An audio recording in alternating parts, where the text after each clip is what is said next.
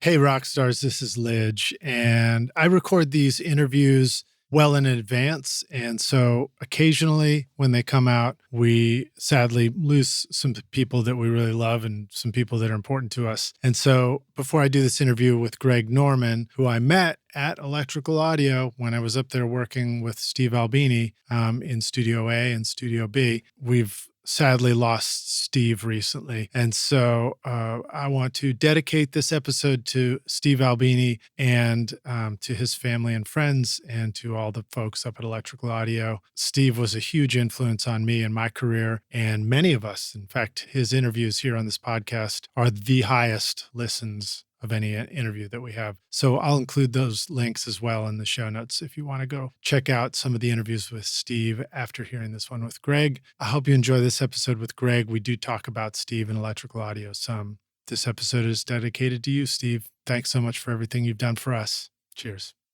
This episode of Recording Studio Rockstars is brought to you by Adam Audio, Isotope, Native Instruments, Lewitt, and Grace Design. You're hearing my voice right now on the new Lewitt Ray microphone with Aura, Auto Gain, and EQ mode through the Grace Design M201 Mark II mic pre, mixed through Isotope, Voice Enhancement Assistant RX, Ozone, Neutron, and Nectar on Adam Audio monitors. Please check out our awesome sponsors using the links in the show notes. It's a great way to help support this show. Now get ready to rock.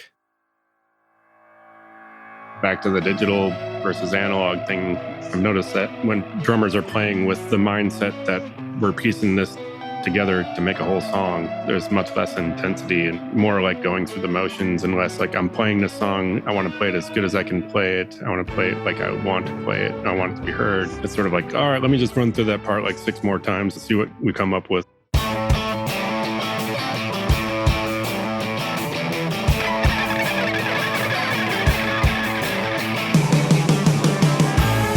Welcome to Recording Studio Rockstars. I'm Lid Shaw, and this is the podcast created to help you become a rock star of the recording studio. In 2024, Adam Audio celebrates 25 years of designing industry-leading monitors in Berlin, unveiling the Arctic White A4V and A7V series, available for a limited time. With the XART ribbon tweeter design, customizable speaker voicings, and SonarWorks integration for room correction, these monitors deliver professional-grade sound perfect for Grammy-winning producers and home studios. Make your studio cooler than cool with the Arctic White series and get the Adam Audio A4V and A7V with an extended 5-year warranty at adamaudio.com. Are you recording your own music or other people's music in your studio, but you're having trouble figuring out how to get your mixes to sound great? Do they sound kind of weak or distant or lack punch and clarity? Well, I've got a gift to help you take your mixes from sounding like basement demos to sounding much closer to professional mixes. And it's my free course called Mix Master Bundle. This course will show you how to get pro-sounding mixes from your home studio with free and stock plugins in Pro Tools, and the best part is that these mixing techniques work for you in any DAW, whether you're on Logic, Cubase, Studio One, Reaper, anything you can think of. If you're ready now to make your best record ever, then go to mixmasterbundle.com to get started for free now, and you can find the clickable link in the show notes of this episode. Howdy, Rockstars. It's your host, Lid Shaw, and welcome back to Recording Studio Rockstars, bringing you into the studio to learn from recording professionals so that you can make your best record ever and be a rock star of the studio yourself. My guest today is Greg Norman, a recording producer, engineer, and studio technician based out of Chicago, Illinois. Greg has been on the podcast before for episode RSR459 quite a while ago, so we're very glad to have him back now. In 1996, Greg started working at Electrical Audio, initially aiding in the design and construction of the 2-studio complex on the north side of Chicago. A few years later, he built his own studio to keep up with the demands of recording projects outside of Electrical. Over the years, he's recorded over 100 records as a staff member of Electrical and traveled abroad as a freelance producer and engineer. Greg has also designed, consulted, and installed several studios in Chicago, throughout the States and Canada. He's got unique expertise in analog, tape, and console design and maintenance, which has become a dying art. Hopefully not dying too much. He's also into designing and manufacturing custom recording studio equipment. And as I mentioned, he's been a guest on the show before. So please check out that previous episode to hear more about Greg's backstory, getting into music and recording, and also to listen to his awesome sounding discography. And that link is below in the show notes. So please welcome back Greg Norman to Recording Studio Rockstars. Greg, are you ready to rock again, dude? I believe so. All right, cool, man. Do you enjoy the over the topness of it, of the intro? Yeah, it's. I was waiting. I was prepared for another half hour of it. That was pretty awesome. Wanted to hear about childhood and everything. Well, at least I didn't list every record in your discography. That might have taken us a minute. Yeah, that would be compelling, I'm sure. So, where are you joining us from now? Are you at home in your studio, or where are you? I am. I'm in the. So I. About 8 years ago, my wife and I bought an abandoned 2-flat in Logan Square in Chicago, right at the end of the housing crisis explosion. And we lucked out and got 2-flat, and we sort of rebuilt it from the ground up.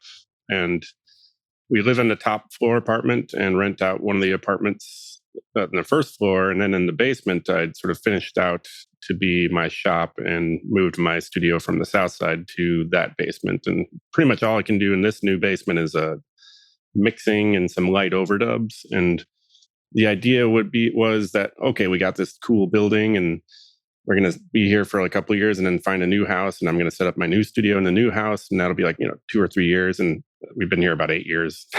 So nice. And so your tenants move in and you're like, I hope you like rock and roll sandwich, because it's like the studio's below you and I'll be listening to the mixes at the end of the day right above you. And you're going to get a hammering from my children running back and forth in this little apartment, and and you're going to hear like throbbing noises from below from the speakers. And nice. It's part of a pre-screening process. Whenever there's a tenant coming in, it's like, all right, so I try to keep it, at 9 o'clock, I'll shut things down, but you'll hear music and it'll be repetitive. It won't be like a nice little playlist. It'll be like snare drum, snare drum, snare drum, snare drum. And it'll be the same song for several hours and that kind of stuff. Or it'll be the sound of like a desoldering gun, which sounds like a moaning cow. Right. And with the occasional... Yeah. Oh no, those are the hand ones that do that. Yeah, it's more like a weird. It's like dental equipment kind of sounding thing. It's funny because it really speaks to me, because I also rented the upstairs of my house for like 8 years. I'd have roommates, and I think sometimes as musicians and studio people, we might start by thinking, oh, how's this going to blend well with somebody, like we need to rent because, a lot of times doing music and doing studio stuff, you need to be very, very flexible with your income possibilities. Yes. And then on the other hand, we might be wondering like, how are we going to do that? But same as you, I just would like place an ad and be like, renting to musician friendly household. It's like, if you're a musician and you need to practice, you'll be like right at home here, kind of thing. Definitely. We had some good tenants for like 7 years, or like, it was insane how long they were here for. Like when you look back how fast things move. And obviously it sort of mirrored the progression of my children growing up. So like, it was just interesting. They left last summer and we had our first chance to sort of go in there and kind of clean things up and do a couple of things we've been holding off for a while, and then list the apartment again. And I was like, should I tell my musician friends, or should I just do this the open world? It's like I like having the musician community and being close to it, but also like I don't necessarily want to have like music coming through my floor. I don't know. So it was right. An interesting sort of situation, but and we ended up with some like nice people who moved into the city for the first time, which is always kind of fun. Seeing the city of Chicago through new eyes, like, and their experience is kind of funny. But I ended up doing that too, like making an actual Craigslist ad and just spelling it all out. And it's almost like opening a studio. It's that nervousness of putting, your rates on the website for the first time or something like that, where you're like, you're afraid if you reveal too much, it's not going to work, but it can. Yeah. And I had musicians practicing upstairs, and I'd have to tell them like, hey man, I love that you're practicing your pedal steel, but maybe you should not place it right above my bed. Maybe you should move it over to the other side of the room. Oh, yeah. It all works out. That's cool. Yeah, as long as people are cool and communicate, it should work out okay. It's it's kind of like making records, right? Yeah, exactly. A record, but in this case, you're making a record with someone for like a 12-month lease or 12-month record. Oh, it's like old school again. Exactly, like Fleetwood Mac. That's how they, So tell us about your studio, man. What's your studio like? So I, with the idea in mind that it'd be like leapfrogging to my imagined future studio, I kept hold of my big old analog console, which is a Sony MXP 3000 console, which I love. I've had that since 2006, I think, or 2005. And I have my Studer 822 2-inch tape machine and my 1/2-inch Studer A80 machine, all this like big gear, all my microphones, all my mic stands, all this stuff. Like, okay, I'm going to be tracking again, so I got to keep this stuff. And like, really, like there should have been sort of like about 5 years in, where I was just realizing I'm doing a lot of remote mixing or like recalling, like doing all the mixing in the box a lot more often. Where it's just like I'm doing that thing where I'm using either stereo stems or just one stereo output to just maintain simplicity. And then I got this big honking console that's 650 watts, like and heating the room. I'm like, I really should not be having that. I should not be using this board for what I'm doing, but I love it. It's good in Chicago in the winter, though, right? It's great. Generally speaking, I can turn off the heat in the basement when I have that console on. It's a big old radiator, but I'm keeping it with the idea that like, because it's going to be super handy when I'm tracking again, wherever I end up. But I think if I was like cold-blooded and a little more cunning, I probably would have offloaded, some of the bigger, heavier duty stuff. But I'm just like everybody else, I'm addicted to these things, and I don't I don't let go of stuff that easily. Do you still do some tracking?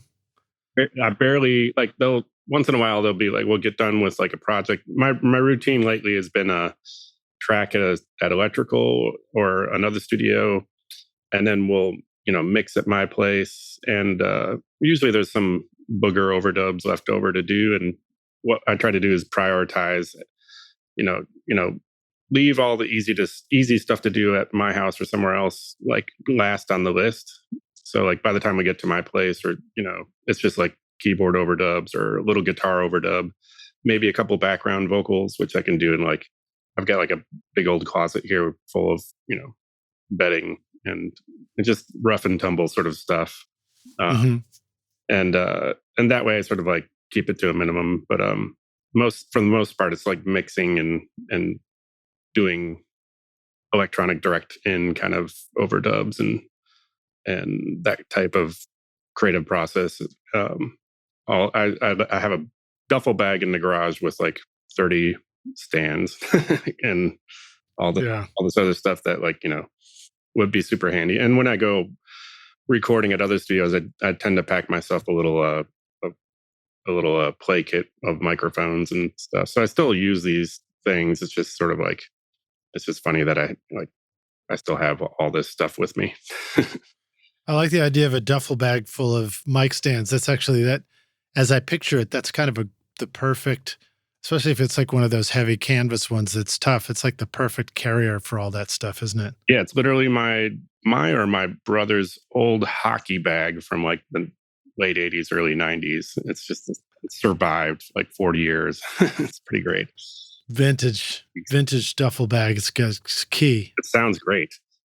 It's hard to find those. It's like the era where we could walk into any thrift store or the Salvation Army, and in the corner would just be this incredible collection of old 50s and 60s suitcases that were like 50 cents or $1 a piece. Oh, yeah. Now, good luck. There'll be $100 at some vintage store. Yeah, I remember. Yeah, I remember seeing a lot of bands. That's how they carried a lot of their pedals. It was just these cool vintage luggage that they bought for, Yeah. and like that was like a thing that was common with a lot of bands. I remember seeing, and like it's like, oh yeah, that's like a 1960s vinyl sky blue hard case luggage. It's just, yeah, exactly. You'd probably sell it in Japan for $300 or something right now. um, so you've got the Sony MXP3000, and that is the one for which you have designed your own mic pre's as well. The LC1 Yeah, is the MX pre. yeah. That's kind of why I bought the board, is because those are, the EQ modules and the mic preamp modules. You can mix and match and customize it. Since talking to you last, I got like a couple of API EQs that API made for this board. It's basically like the 550. Oh my gosh, I can't remember. It's weird that I'm not remembering. It's the 4-band EQ that they sold Right. for the Legacy. Is that the 550A or B or 60? Yeah, something. I should know. I should know we too. saw it, right? Like I feel like I'm pulling my pants down here, but it's the one they. That's you know what that is. It's because our children as when we become parents, our children steal our memory. Yeah, exactly. I could ask my son; he'd probably remember. But yeah. No, it's the 550B is a four band EQ. Yeah, it's that one, and I've been looking for that. That's the one. I mean, they will sell you those still for this console, but I think you have to buy like 20 of them. I ask them every 5 or 10 years when someone's asking me about the board, and like, well, can I still buy these modules? I'm like, oh, let me check, and I'll send an email to API, and whoever's currently in charge of answering dumb emails from me, they'll ask other people, and I'm sure someone will groan over there and it's like, yeah, I guess we'll sell them if it's like that. And they're uber expensive. It's like something like $1,800 or $2,000 an EQ. So like no one ever buys them. Are you talking about 500 module? No, it's as far as the size. The size is narrower and longer than a 500 module. It's comparable to, if you're familiar with the API legacy boards. They're basically the same modules that fit in those boards, which are narrower and longer. And the 200 module, which is that little guy that was built for the legacy consoles, that is sort of the same size as the preamp module on the Sony MXP. So I wonder. That's what I was wondering. That's what it looked like. It was that sort of miniature compact size. Yeah, it just has a different type of connector on the back end. And I think on the API version, they have balanced outputs on those modules. And on the Sony version, it's unbalanced. But yeah, I wonder if they sort of thought that this would be a standard, like they got together and they're like, let's make this a sort of a standard for console module. I don't know, whatever. But that they were definitely designed with each other in mind, I guess. Yeah. Well, I imagine sizes and shapes and things like that become standards in audio. Like if we dig in, we discover it's like, oh, well, these are all based on things that were available because of the component parts or the size of edge cards that will connect into other things. Yeah. Is that true? Like a lot of times the supplies that you use determine the design of the final product, right? Sometimes, yeah. For console channel width, I think there's like I feel like there's a minimum that people are just comfortable with, like just having things way too narrow. It's just generally ergonomically uncomfortable. And I think I can't remember how wide some of these channels widths are, but like people have kind of settled on a size that is generally accepted or expected anyways. And I think you can conform to that. But there are some things like inductors. So like when people are going back and trying to make like Neve modules or clone Neve modules, they're finding out that they need more height, and the inductors are fat and the transformers are fat, and so they have to sort of get wide again. And those are really the things that force you to have a wider channel strip. Like I haven't. It's been a while since I saw the new Neve Rupert Neve Designs consoles, but I'm assuming those channel strips are wider, just because everything's fatter, generally physically fatter. And it has, Yeah. Well, I mean, some stuff is just hard to get in there with your fingers too, and use the stuff. yeah, like not to knock like Tone Lux or anything like that, but I remember recording a record on a Tone Lux console, and everything was just so tight, and my fat fingers were knocking all the knobs, and it's like, oh, this is like a genius board, but except for the fact that you have to be a child to use it because my fingers are too big or whatever. Yeah, I remember when I interned at Woodland, they had the Neve 8068 there, and I was just amazed at how like all the knobs were just big. And chunky. Really easy to grab a big chunky knob, and yeah, you can it's easy, and it's easy to read and easy to see. It's great. Yeah, this is like, and everything. It felt like a Fisher Price, knob Yeah, on a toy.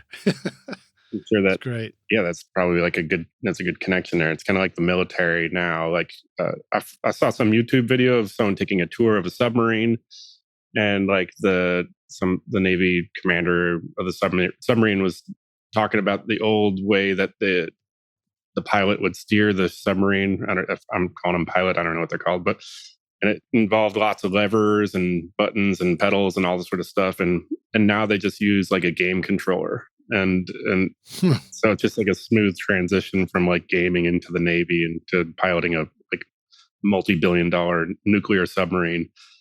And I figured you'd say it looked like the all the displays and graphics and buttons in a McDonald's kitchen. Yeah, I mean, it's funny, and like I kind of like, what happens if like the batteries run out in in like a very tight situation, and like they all of a sudden have to use these controls that they haven't been training on for their whole career.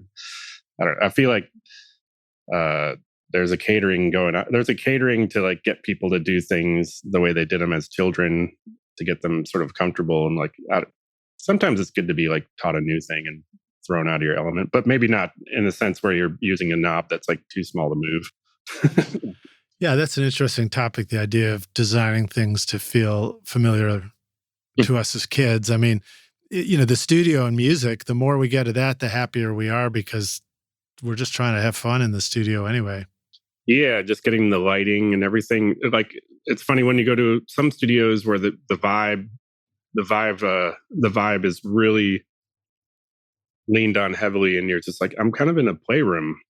Like it looks like a playroom for a child, but I'm the child, and the toys are a lot bigger, and it's great. It's like, yeah, perfect. Like everywhere I look, there's something cool and exciting to see, and I want to play with that thing. It's like whether there's a cool weird keyboard from like the 70s that didn't last past one round of making it, and there'll be other weird sounding instruments just laying around. I mean, a good studio has like a good balance of that sort of stuff. You don't want to like fill up the room full of garbage that just gets in the way of doing what the band wants to do, but you also want to have access to things to make cool sounds that you weren't planning on making too. Yeah, so what you just described, I feel like that's the inevitable too. Like if it's a studio tends towards entropy, right? So like in chemistry, like in physics, yeah, the concept that things go, lean naturally towards chaos. So what do you do about that in the studio? Do you feel like you just have to have a regular process of going in and saying like, all right, we just don't need this anymore?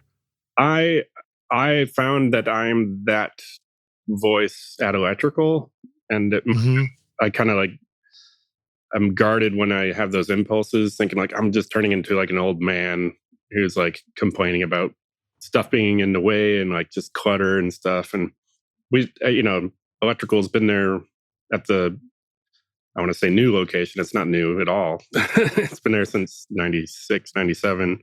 Yeah. It's been there for a long time, and we've collected lots and lots and lots of things over the years.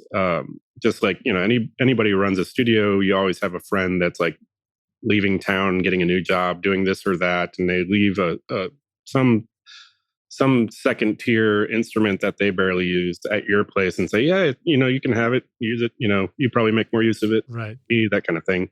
If you guys are able to fix this, go for it. Yeah.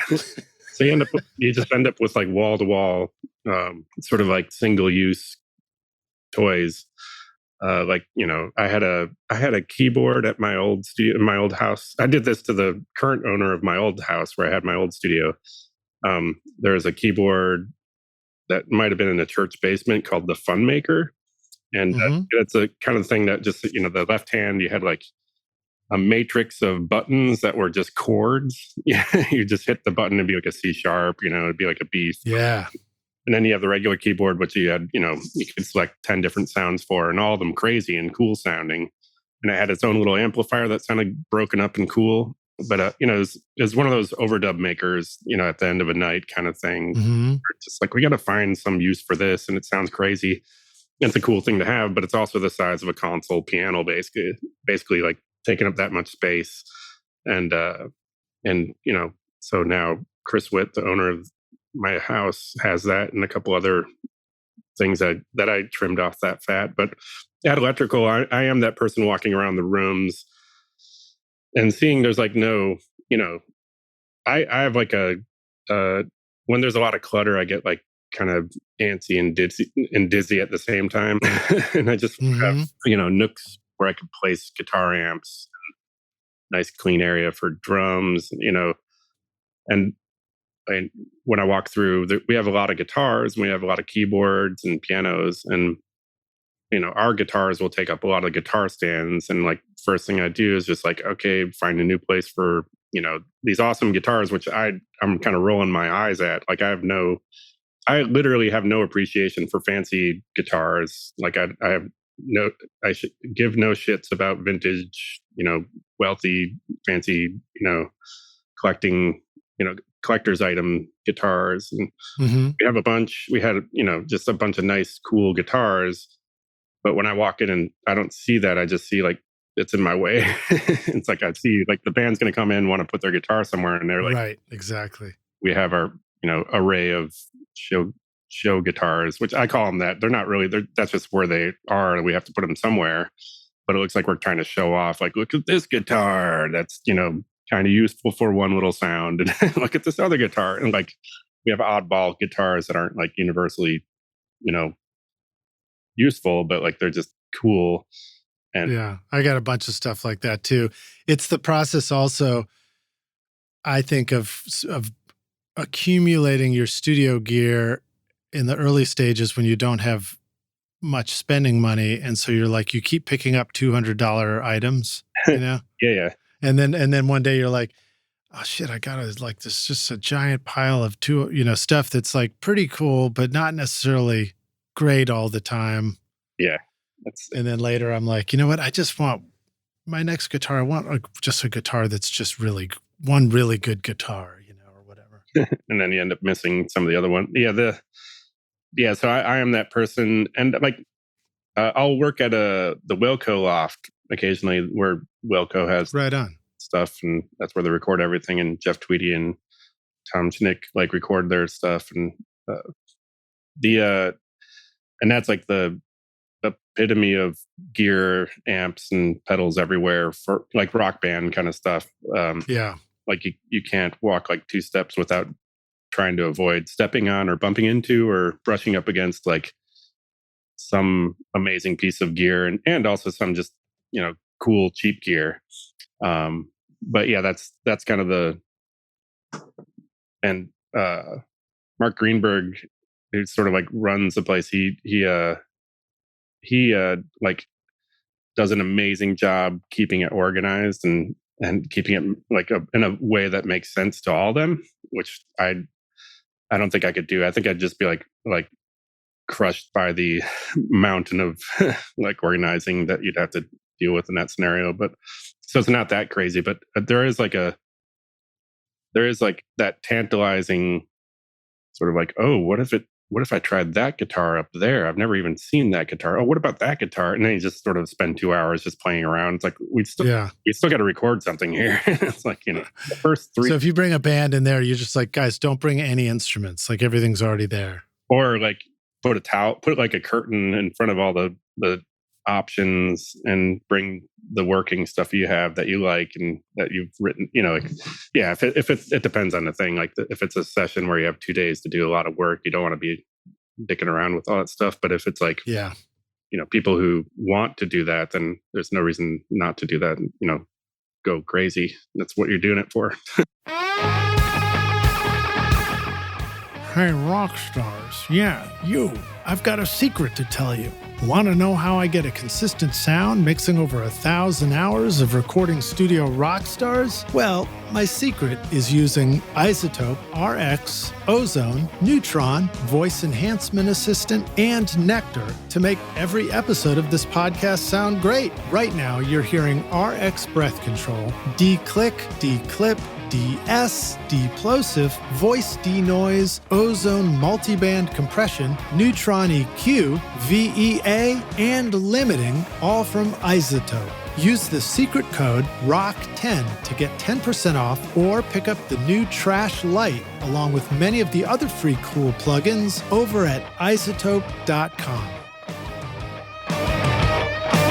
Yeah, there's times where I just tell an artist, in the preamble time or whatever, just go up there and just go plug into stuff and try things out and see what you think. We're not recording your part yet, so go try some things and see if you like it. But it's easy to overdo that too. I've definitely, I've done sessions where we're like, all right, we're going to listen to every guitar and every amp combo for this next overdub, and it was fine for me to go through that process at one point in my learnings, path. And then afterwards you're like, well, that turned out pretty cool, but so did this, where we didn't do all of that stuff. We just played a really good part on a guitar that's good enough. It's sort of like the many takes issue. It's like, if they're, we're like, well, I don't know, well, let's keep listening because maybe one of the other ones is better than this. And then you realize at a certain point, you're like, okay, well, if we've got something and it's already good, it's good enough, then if we just stop auditioning things, nobody's ever going to hear the other versions. So in a way, it doesn't matter. It's like the tree that falls in the woods. If nobody's there to listen to it, did it actually fall? Yeah, no, I think we might have talked about this before, but yeah, you and I both have worked on like records, and like obviously this was more common in beforehand, but like just with budgets that had enough time for people to spend 3 days getting a sound, or and I just sort of glaze over after certain points, like it turns into that psychological sort of scenario. It's like, okay, it's more of a matter of like when this person's blood sugar and happy, like when he feels like ready to do the part, and not as much about like finding the perfect sound, because these are all variations of like good sounds for this thing that you're trying to do, and they'll all be fine. Like, or yeah, most of them will be fine, and it's informative, but like it's that sort of like tapping into that other side of the job that you don't you remember in those moments, like, oh yeah, there's a momentum aspect that there has to be a happiness point that they must reach before they feel good about even playing the thing, and and that's just sort of like sitting there and being patient and letting them do what they need to do. And yeah, I think it's good for us to remember too that in the end, when somebody listens, they're just going to decide very quickly they either like the singer or they don't like the singer. Yeah, and exactly. in that respect, nothing else matters.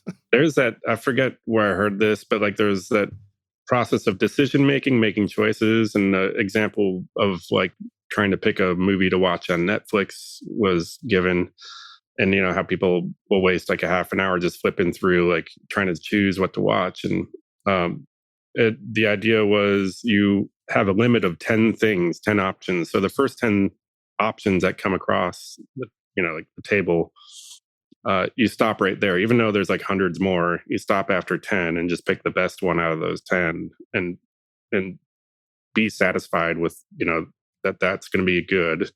You're going to pick a good thing, and have that be the trade-off, versus spending half a day trying to like hunt through the hundreds of other stuff and other options, and coming up with something that will probably be marginally different than the thing that the best of the first 10. And I love it, dude. It's a great creative reset. You'll have no choices for what you want to enjoy, and you'll like it. yeah, the it does make me reappreciate. I did a tape recording seminar in Winnipeg at a cool studio up in Winnipeg that I helped install consoles in called No Fun. It's a really cool place, and then literally really cool because it's freezing up there in the wintertime. But like, um, I do these tape seminars once in a while where I sort of Oh, cool. show people like how the process of recording on the tape, in a session, and also just the technology and like how tape records sound and like and the physicality of it all, and also just the limitations and the sonic differences of the speeds and the levels on tape, and we did like a little seminar up there. Steve Albini and I've done this a bunch of times at different places around the world, like, or just we went to a mix with the masters. Steve did a mix with the masters seminar like 6 or 7 times, and I went out with them each time and did like a day where I would do a tape machine talk and set up and all that stuff. But anyways, we did one That's great. in Winnipeg last summer, and you set up a band and you record a song and you do overdubs and you mix down, and there's like 10 people there to watch and ask questions the entire time, and just reiterating the shit or get off the pot kind of aspect of recording the tape, where like you're not making a million takes and then comping them. You're sort of like listening back and keeping in mind like, okay, here, this is what it is. Listen back. This is what's going to be on the record. Do you like it or not? Like just a yes, no kind of like proposition. Each overdub, each step along the way. Like this is how it is. There isn't really like if you don't like it, let's redo it. Let's do it again. But there's nothing. You're not kicking the can down the road at all. You have to decide whether you like this or not, and keep that presence, that mentality of constantly sort of like you got to keep an awareness of what you're doing as being pivotal and consequential. You can't sort of just we'll just come back and edit that and make it sound better, or we'll come back and pick which best of these 30 guitar solos and comp them, and it's just enlightening to sort of do that and be excited that at the end of the day you recorded the song and the song's done for the most part. I mean, you can always go back and redo it, but just the process of like whatever you're doing is the thing that will be the finished item, and that's kind of a fun aspect. Yeah, I think for me, the learning stage was doing tracking with my band, and especially because we did some live to 2-track where you can't go through and mess with individual bits. Oh, definitely. And so I find that's really valuable because it trains you to focus on the overall gist of the take that you're listening to. Like which one just feels like it has a better energy altogether, which one is more engaging. And then in the tracking multi-track stage, I feel like I carry that over on a certain level because it's nice to listen and just be like, which one feels better, Mhm. and go with that. And then let go of small mistakes, because small mistakes can be pretty easily fixed. You could be like, yeah, I can edit that one little guitar chord that had a clam. Yeah, but the overall feel and vibe and of the song or the take, it's the important thing. I think Yeah. a lot of times the bands I record like seem to be coming in a little bit more now with the assumption that everything's going to be done discreetly. And I remember that wasn't like it's gone in waves. Like it seems like the early 2000s bands were like, I'm coming in, I'm going to play live. We're all going to play live, try to get everything done live. And then like it, goes back to sort of, I'm going to make this creation from the ground up, starting with a click track, and we're all doing our things. And, it always like goes back and forth, at least my experience. Yeah. And now like, I feel like there is a more of a mechanical sort of aspect to some normal rock music that I'm coming across, like where there's always a click or a guide track and an assumption because they may have done this in their practice space or something, and they recorded their own they recorded their last record themselves, and this is kind of like how they muddled through it. And I kind of got in a comfort zone doing that. And I still try to like get everybody set up to play live, and sort of like, if that's what they want to do, I sort of say like, okay, yeah, we'll be focusing on the drums, but like everybody should be playing together and hearing each other, and working off that, and through actual loud amplifiers too. Like, and a lot of times people are used to virtual amplifiers and going direct in, and then, or recording a direct track and then picking their amplifier like weeks later when they try to mix or something. It's a weird sort of, in my mind, it's a weird sort of plan of attack. I feel like you play differently if you hear your instrument in the room with you, and you play differently if you hear your band playing with you, and there's no reason to reinvent that world.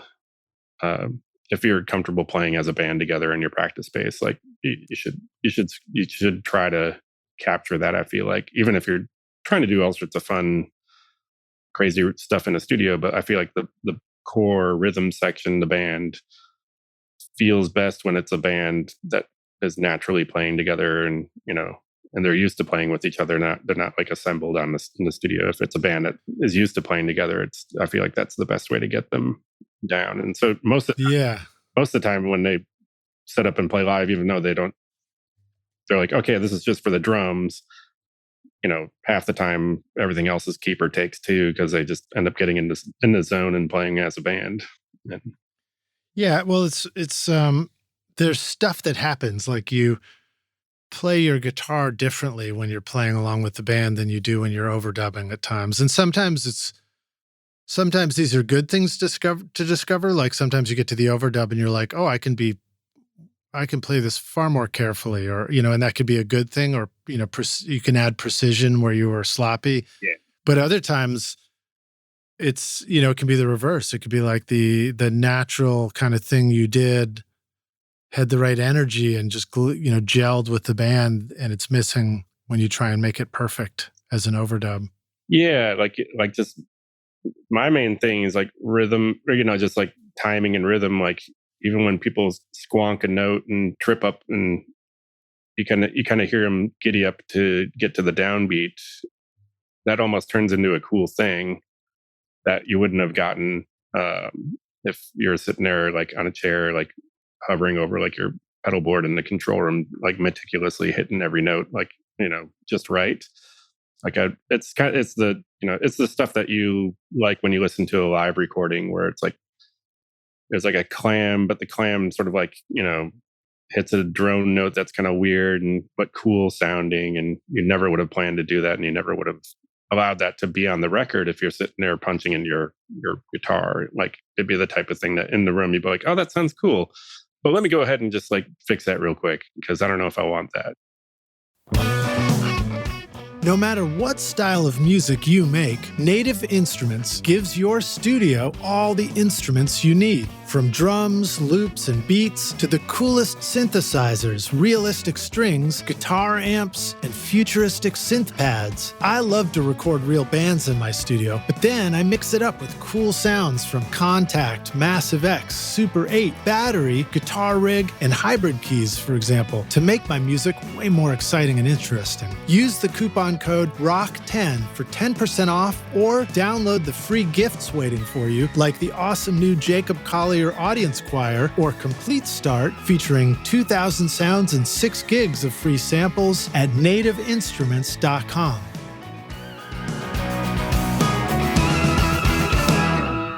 Yeah, and then there's also the thing about, bad clams are, we can usually identify as bad, but there's the unexpected characteristics of the way you played it. Those kind of clams like you're describing. And those things can actually, I think we need to remember to listen for like, all right, I did the thing that I didn't expect I was going to do. I played it different that time, but listen for how I recovered to get back into the groove with the band. And sometimes that's what's so interesting, that you realize that like our recovery from something can actually be a quality that makes a song and a recording really interesting. Yeah, it's that excitement, like if they're like, if they're totally,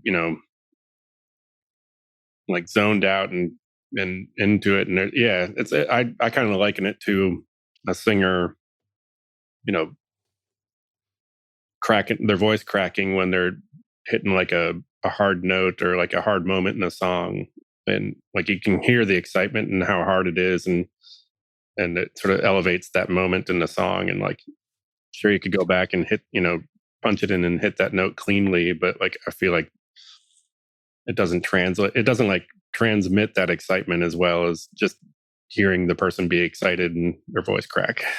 As long as it's not Yeah. acting in bad. Yeah, totally. And I think about this, or I sort of realized this in the world of tuning vocals, which I'm going to assume is something that you probably gratefully just stay away from entirely. I don't But maybe you do go there sometimes. I don't know. I don't mind it so much. When things are just distractingly out of tune, I'll definitely do that. But I don't do it as like a all right, now let's put it through this and clean everything up. And yeah, it's like I do try to avoid it, and I've kind of kept it hard for me to do it. Like I don't have a tool that's like at the ready. It's funny like how technology influences this. When I was working in Hmm. Digital Performer had the tuning tool within the track. Like you can just toggle down to like just a Melodyne looking sort of tool within the track. And like doing it was uber easy. You didn't have to sort of load it into Melodyne. That's kind of how the new Pro Tools is, where it's just baked into the track. It's not baked into the track. It's like, or it is baked in the new Pro Tools where it's baked into the track. So if someone's singing, it usually would be like a not like a bass note if the bass intonation was off, and that'd be like the most extreme is I would go through and just like clean that up because it would just be so sour sounding and there's nothing you can really do about it except for re-record it on a new a new bass track. But if it's in a scenario we can't really do that as easily as just tweaking the one weird intonated note, then Hmm. For the bass guitar. yeah, for the bass, just like get it in there, and then all of a sudden it sounds great. And there's not that like irritating distraction. But Hmm. obviously there are songs where like things are out of tune, it sounds great too. But like the vocal stuff, like I definitely don't, go whole hog on it. Like I don't work with a lot of musicians that are really rigid about that sort of stuff and Greg, I think the kids now say go ham on it. go ham on it. Okay, I Yeah, I don't go think so. ham or bologna or anything like turkey. I go turkey on it actually. Don't go turkey on it. I do like I like using the Digital Performer made it like so I could just do it and play it to them and tell them like, hey, does this sound better? And they'd be like, yes or no, and they either say yes or no, and it's done. But like Yeah. with the like up until recently, the version of Pro Tools that I was using, like I had like, okay, give me a minute. I got to load it into Melodyne, and then that's gonna be like, the whole thing, and then you're making everybody feel weird in the room. It's like, this is embarrassing. I couldn't hit the note, and like they're thinking about it, and then it's I'm sure there's like a lightning fast way to do it without forcing everybody to suffer, but I just didn't get there. But so that process would be a whole different animal. And so it would sort of like deter me from even attempting to do it. But the Digital Performer do it within a second and playing it back to them, that was like easier to get, easier to do. And I would do it more often on just little things like, if someone's been suffering doing a bunch of takes and there's a great take, but this one little thing is a little off and their voice is roasted. And, just be like, okay, let me just nudge that one note up and we're all done. And Yeah. as long as it sounds like a normal human being, it should work. I mean, Well, I think that you're also reminding us of sometimes the effort. There's like the sunk cost of effort. Like, so because we took the time to load it out and put it into a tuning app, maybe it's Melodyne, and work on it and then decide, listen to it and say like, is this better or worse? We might be more likely to go with the tuned thing just because it took that much effort to do it. Whereas when you can do things really quick and in the moment in the studio, you can make quick decisions. Um, which can be helpful, you know? And I like the quickness of demoing an idea. So like you know, I usually like will have like weird little harmony ideas that are easier to show than it is to describe for me. Like, there'll be a situation where I'll take like a vocal take or vocal track and then duplicate it and play another take of that vocal track. So it's like a doubled vocal kind of thing. And then I can just quickly pitch shift, that double to do the demonstration of the harmony thing that I'm thinking of. And that's just super handy as a tool, just to work as a demonstration. And there's no like, because I can't sing, so I can't just like, why don't you try doing this and then play the song and then I'll sing the harmony over the song. Like, it's a lot easier to like hear them sing the harmony before, just to see if they like hear them with the pitch shifted version of them singing the harmony. Yeah. And like see if that sounds cool and if it's worth doing. And if it is, then we'll do it, or we'll just leave it like that. And if it isn't, then we didn't waste any time. So just rewinding to the idea of like making things perfect.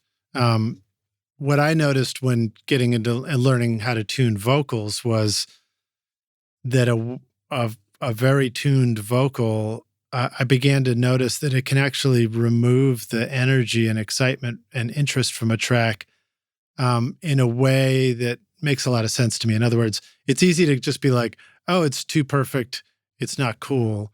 But then you're like, well, what does that really mean? And I think what I realized is that when you hear somebody singing and it's a hard note and they're trying to get to the note, you hear the human effort of trying to get to the note, and that's part of what makes it interesting. And if it's too well tuned, it actually makes the voice sound like, oh, it was kind of easy, so therefore it wasn't even so like, why are we even paying attention? It wasn't that hard to do.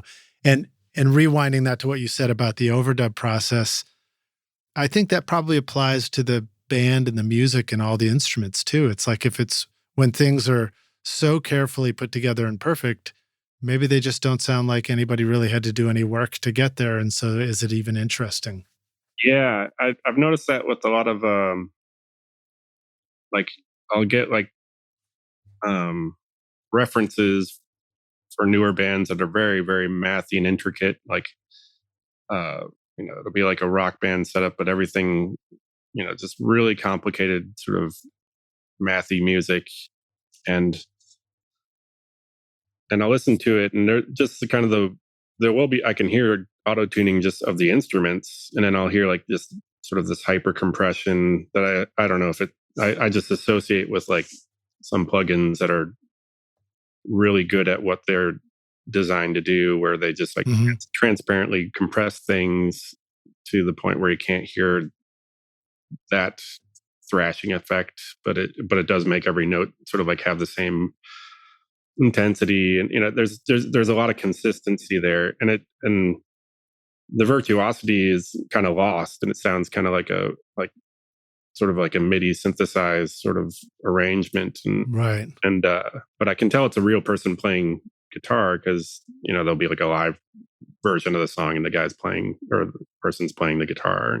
And by definition, it's a pretty fucking hard guitar part, but now it doesn't sound all that hard because it sounds so effortlessly done, so fluid, and every note has the same presence. There's no dead hits. There's no drones. There's nothing out of the ordinary. And it does remind me of like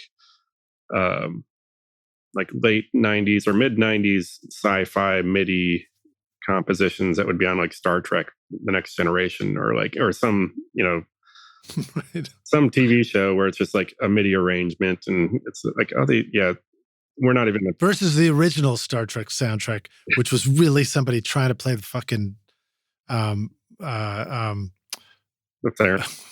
yeah, the theremin. Thank you. I was just blanking on the word.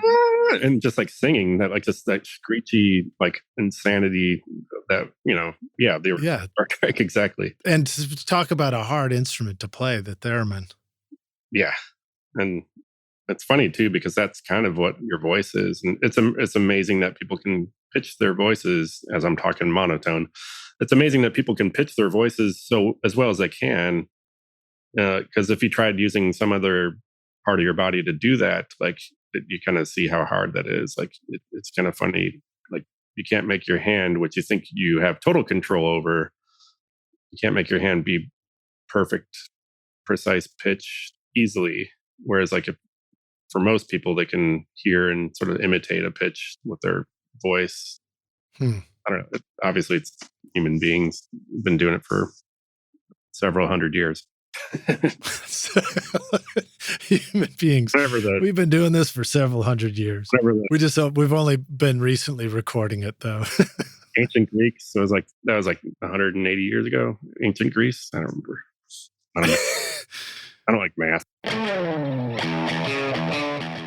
In 2024, Atom Audio will celebrate 25 years of researching, developing, and manufacturing industry-leading monitoring solutions in Berlin. To mark this milestone, our friends at Atom Audio are unveiling a very special limited edition series of monitors that will look gorgeous in your studio and sound as awesome as your music. Introducing the Arctic White A4V and A7V series, available for a limited time to pro and home studio owners like yourself. The clean, glossy white finish exudes a decadent feel and will stand out in any studio or in-home audio system. Featuring the XART accelerated ribbon tweeter design and customizable speaker voicings, the Arctic White A4V and A7V have the full specifications of the original design. Plus, with SonarWorks integration for automated room correction, you can fine-tune your monitors to your control room's acoustics. Plus, with SonarWorks integration for automated room correction, you can fine-tune your monitors to your control room's acoustics. Atom Audio's commitment to delivering professional-grade, high-fidelity sound to studios worldwide has made these monitors a perfect fit for Grammy-winning producers in both pro and home studios for a quarter of a century. Now you can bring that beautiful high-fidelity sound to your own productions and make your studio look as amazing as your music. Don't miss out on the new limited edition Arctic White A4V and A7V monitors, available for a short time with an extended 5-year warranty at atomaudio.com.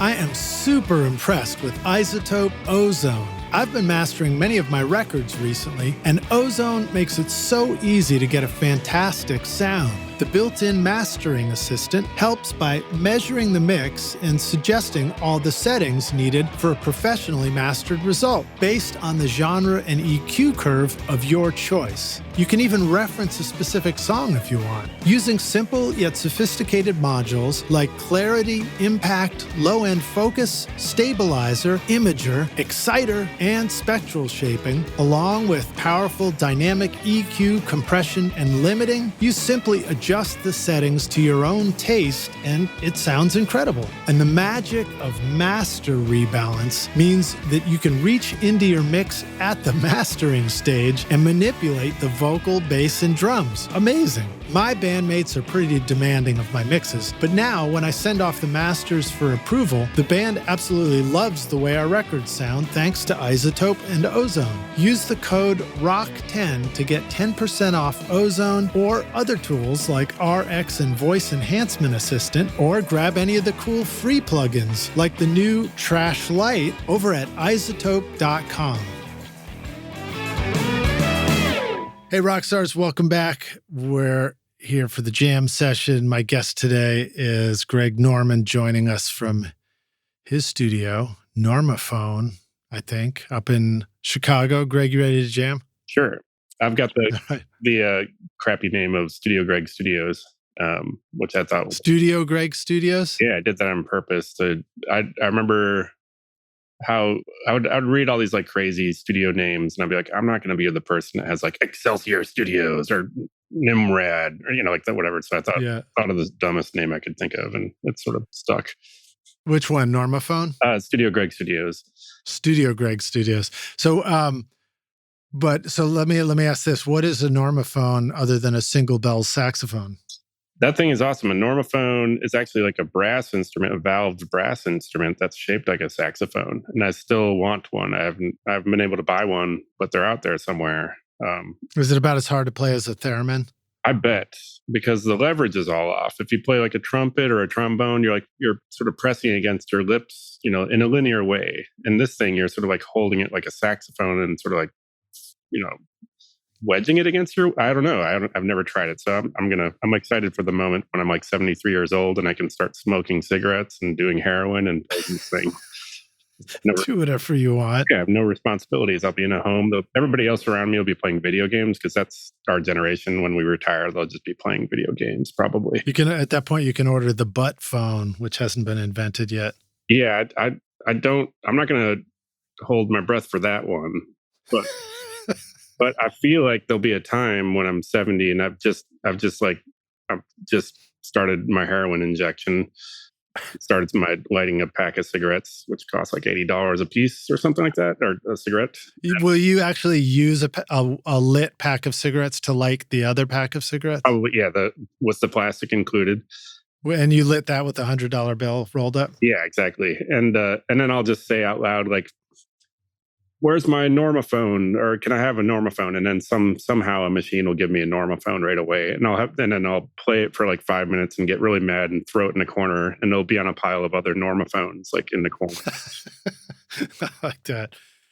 So I think normophone was the name attached on your website also to your LC1. Is that right? Or yeah, how am I interpreting this? Normophone is basically the name for I have like an LLC, and it's the name of like my LLC. Whenever I make a piece of equipment like preamp or EQ or whatever, I just brand it Normophone. And okay, groovy. So that's sort of what that is. So now the LC1, as we were discussing it earlier, that's your mic pre that's available still, and you have other things available. And do you sell the LC1 as just a circuit board that needs to be inserted into a console, or do you do one that includes the preamp? The power supply, and we could it's plug and play, ready for a studio? So that one is specifically for the Sony board, and then what I did was bring that preamp design to electrical audio, and we sort of partnered up, in air quotes, to make the electrical audio EA Pre-Q, which is basically a 2-channel rack-mounted preamp. That's my preamp with an little basic shelf boost EQ, a low frequency and a high frequency shelf boost EQ, and that I started that sometime 2012 or 13, and we would sell it out of the studio. And now this year, I finally got started on the 500 series version of both those preamps, like my preamp and the studio electricals preamp, which are, the preamp section is identical, but the EQ makes the electrical audio version different. And my friend Shane Hostetler in Milwaukee, who runs a studio called Howell Street, is a great recordist, engineer, and also a great drummer. He's in a band I recorded in a band called Call Me Lightning several years ago. He's got a great studio, and he was ditching his console, and he had like a Sony MXP 3000 console with a bunch of my preamps in it. He's like, I'm doing everything in the box. I don't need this board. I'm just going to buy 500 racks and go straight into the computer from there. So can you build me 16 preamps that'll fit in a 500 module? And then that finally lit a fire under my butt to design a 500 module version of my preamp. And so I'm making like 500 modules, and I haven't like sort of put it on my website, or we haven't tried selling it yet. I've done 20 sort of, I guess you would call like the first run of 20, and ironed out all the process. And we did 10 for the studio's version, and probably sometime next year we'll be full on trying to sell them. I like all the stuff that's not fun, like making a little like steel sled for the preamp to sit in, like designing like the 3-dimensional drawing for that, coming up with packaging, getting like a foam cut to the shape of your thing and ordering enough of that to make sense, and like just the stuff that has nothing to do with design or even manufacturing, all the stuff that just sort of like makes it hard. And you realize this is why companies have several employees. It's like, right, and say like, hey, your job is to develop a box and packing kit. And you over there, I don't know what these people do. Otherwise, I'd be doing it. But These box friendly packing kit people. yeah, exactly. And you figure out how you're supposed to, run a small business, and then tell me what I should do. Like that. Right. But yeah. So that's the thing that from the tech manufacturing side, I'm kind of excited about that I can actually do now. It's like I've figured out how to do it, and now it's just a matter of like doing all the boring stuff, like taking good photos, getting like a professional-ish looking, setup going and selling them. But it's the same. You're gonna end up dedicating a room of your studio to a white tent with very bright lights in it that you can take photos of things in. Yeah. I, I've always think like I'm a big fan of outsourcing, and I've got like I can think of 5 or 6 friends that have that tent and that that weird slopey white material that's against the wall. I'm like, right. I have a friend that builds amplifiers and sells them, and I have a friend that the infinity wall. Yeah. How come we don't have a wall in the studio called an infinity wall? That sounds pretty cool. That'd be cool. I want an infinity wall for sound. Be like an anechoic chamber in a way. That's true. All the photography people are like, how come we don't have echo chambers for photography? I want to see everything repeated over and over and over again. All right. Well, can I ask you some questions about your records? So, Rockstars, we have a discography of Greg's work in the show notes. Just scroll down when you're ready and listen to some of this stuff, because this sounds killer. Really, really good sounding records. And one of them, I'll just start hitting up a few of these. So, Make Believe, of course. And if I'm getting too specific on anything, you can just kind of answer in general. But great guitar and drum sounds. And so I was curious if you wanted to talk about how you might typically set up a band like that for recording. Maybe some of the miking details. We can dig more into things like drums and stuff too. Sure. But what about just setting up a band? I guess if you're over at Electrical, do you have ways that you set up a band in Studio A versus Studio B? Yes. And that band, it's an incredible band to record. It's these musicians, insanely good musicians, and can play their parts pretty effortlessly. At least it seems like. But those recorded 2 records of theirs, and both of them were done in Studio A, and they're both done to tape. Most of the stuff they did was playing live. There'd be 2 different setups. One setup where there's a small live room in Studio A and there's a large live room. The drums would be set up in the small live room, and the guitar amp would be in the big live room. And so you get like a big room sound for the guitar. And this is in Studio B? This is in Studio A. Studio A. Which one is which? Maybe start with that. Remind the Rockstars which one is A and which one is B at Electrical, because they do have really different shapes to them in arrangements. Yeah, Studio B is kind of the rough and tumble studio. It's got 2 main playing rooms and a little vocal booth, but the big live room is like a cavernous brick wall live room that has 30-foot high ceilings, and it has a really long reverb decay time. And then there's a larger dead room right off of that you could fit a whole band in if you really wanted to. But it's a simpler sort of space and really, rough, like construction style.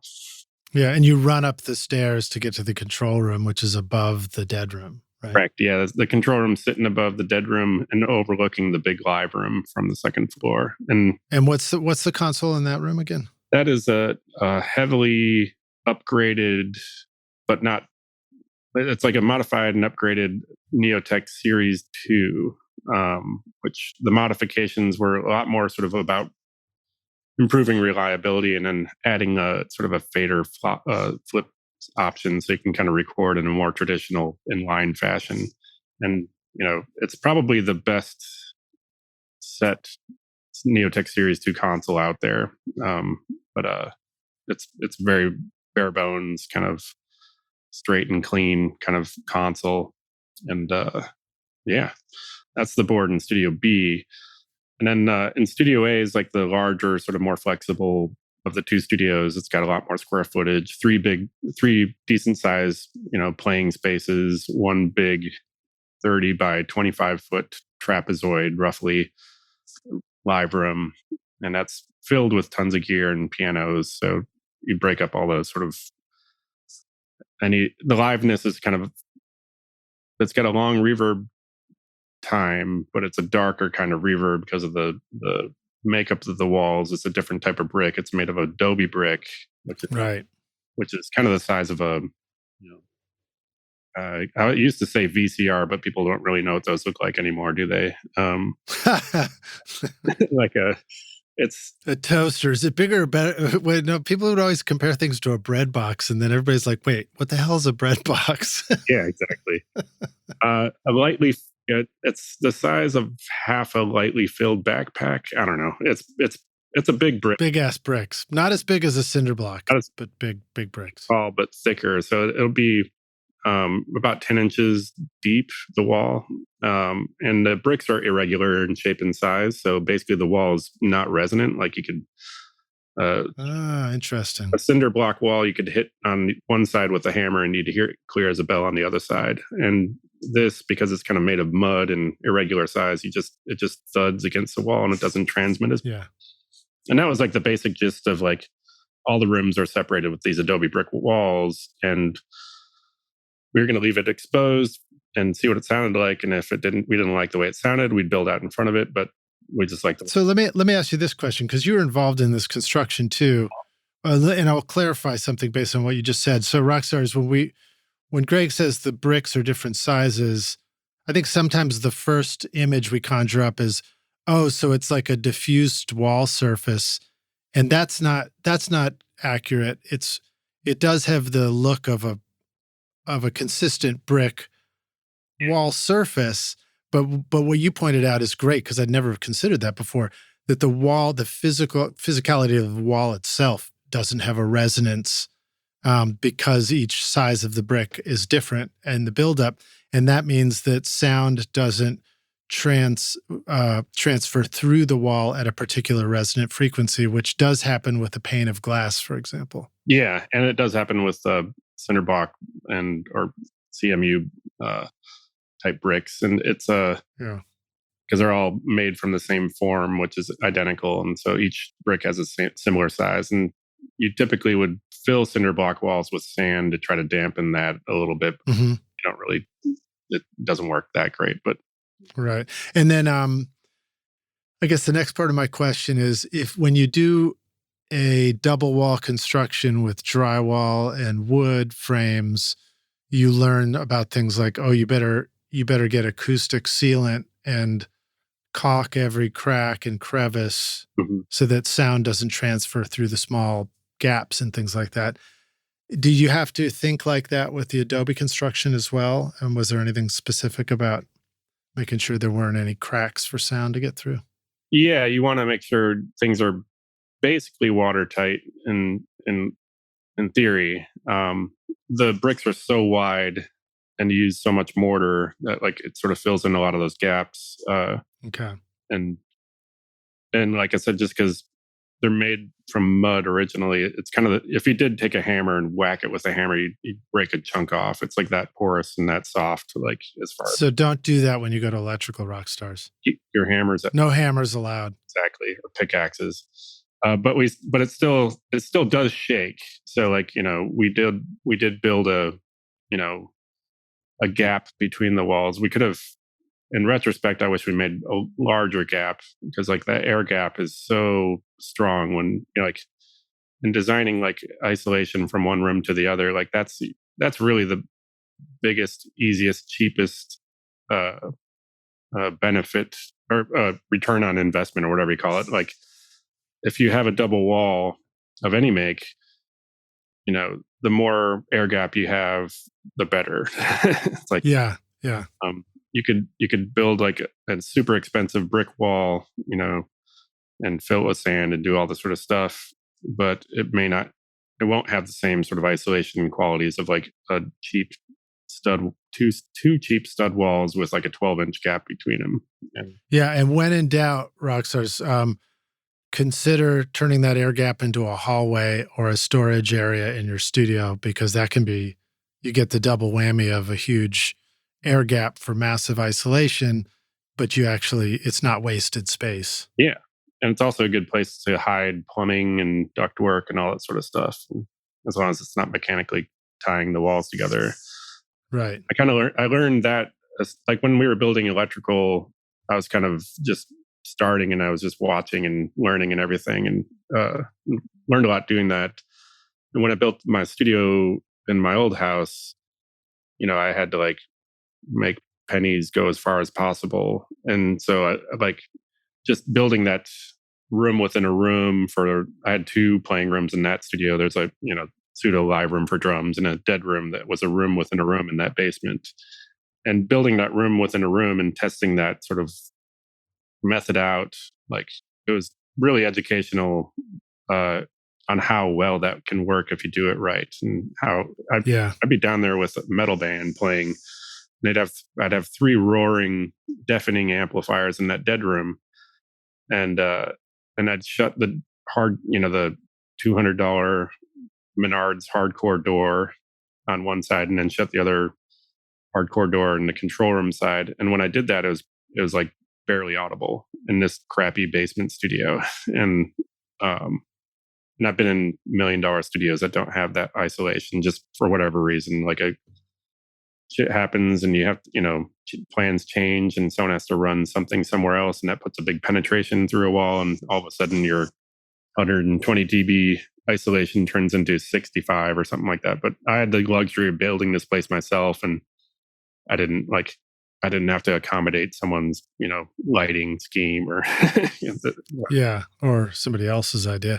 Yeah. Now, what about ventilation and air conditioning? Was that a challenge for you, or did you find a way to just blow that off, or how does that work? In my basement?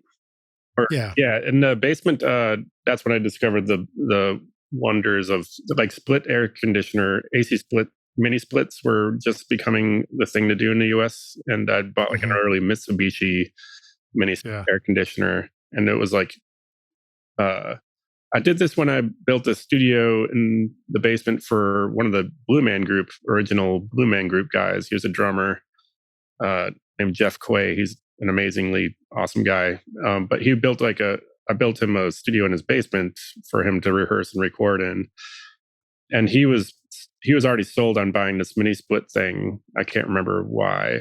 And I was skeptical that it was going to be quiet enough, but like he needed to have like some way to cool the space, and he wasn't going to duct in like a special air conditioning. So when we got done building it, like I saw how that was mounted, and the whole penetration through the wall is tiny, and all the noise was basically in a compressor outside. And this was just like a little DC fan that was like, whisper quiet. And I was just blown away by that. So I took that and brought it to my basement studio. And for the dead room, that was just sort of, there's nothing ventilating that. And then I had a heating vent for the other playing room. But the studio I built for this guy, the trick to get fresh air in there was he had an air purifier sort of fan outside of the room. And there was an 8-inch flexi duct going to that. And what I did with that is like poke it in the exterior wall and stuff it zigzagging, maybe 30 feet in that wall, and then poking out a vent in the studio wall. And so air would be pushed in that way. And then on the other side of the room, there'd be a register and another snaking 30-foot insulated flexi duct. And then it would snake for about 30 feet and then poke out the exterior wall. So like the pressure would get leaked out by that. And there was no sound coming out. That was just something I just tried, hoping it would work. And it totally worked. I was prepared to build a plenum and have it sort of fill the plenum and then exit it, Yeah. Just snaking. Yeah. And just that reminder, as you say, about the pressure, we have to remember that if we use ducted air conditioning, if you're going to push air into a space, it has to exit somewhere else. It has to be a return. Yeah. And to let it out. this was that little weepy, and like the the exhaling of that whole system just went into the rest of the basement, and it worked out really well. And uh, there's another kind of heat exchanger kind of duct thing where, as you draw cold air from the outside, it sort of like pre-warms it up by exiting air from an exhaust vent on the inside, and it pre-warms the air on the way in. So you have like, if you're drawing air in from the outside world, it's conditioned to the inside temperature a little. Yeah, clever.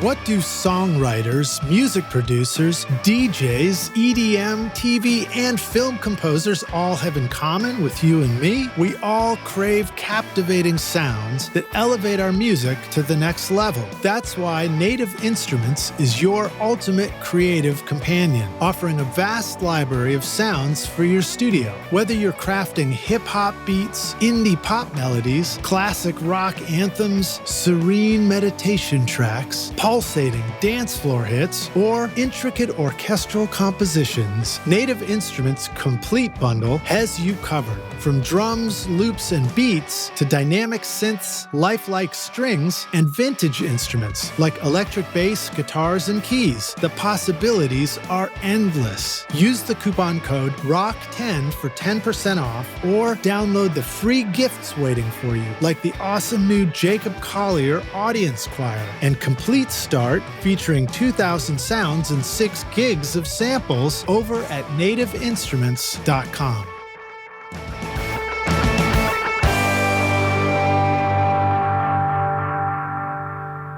Well, I've steered us far away from miking up a band, so continue your breakdown for a sec. Is there anything else to say about Studio A at Electrical? Okay. I know you have the very big control room.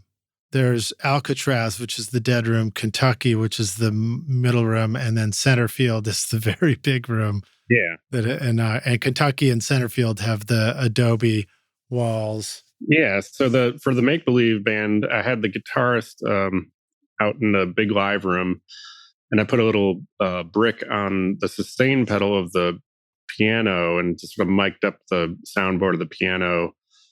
Oh, cool. In addition to his amps, he had a couple of amps that we spread him out on, and most of the guitar on both those records is just him playing once, and there's a few overdubs, but his style makes it, and with the bi-amping and the room mics, it sounds like there's 2 or 3 guitarists playing at the same time, just because he's like a crazy virtuosic, guitarist, and able to play like 3 guitarists at the same time. But the piano trick I wanted to try just because I thought of it like a little bit before, but there wasn't kind of the right person. This guy kind of fills up a lot of harmonic space, so I figured, okay, these strings are going to resonate and might be kind of cool. And I just recorded a track of that throughout the whole session.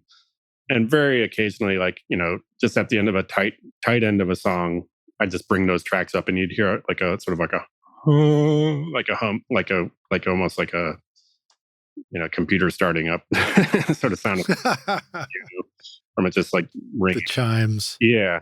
And then the drums for that session were sort of 2 different setups that are kind of interesting. He plays a Wurlitzer. It straddles the bass drum.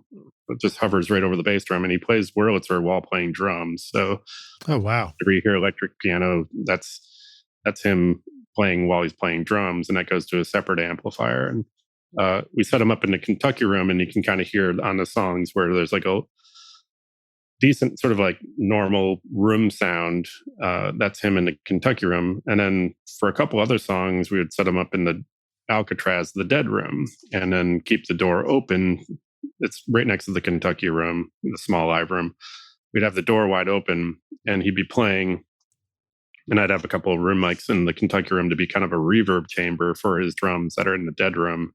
And so you have that really tight, close-up dead room sound, and then this like almost like digital style, old 80s digital style reverb that sort of just comes in like a split second after the event. And I don't know, there's a lot of a lot of fun with that band because they were open to trying a couple different things, and they're good enough musicians where it's like, it'll take them 1 to 6 takes to get everything.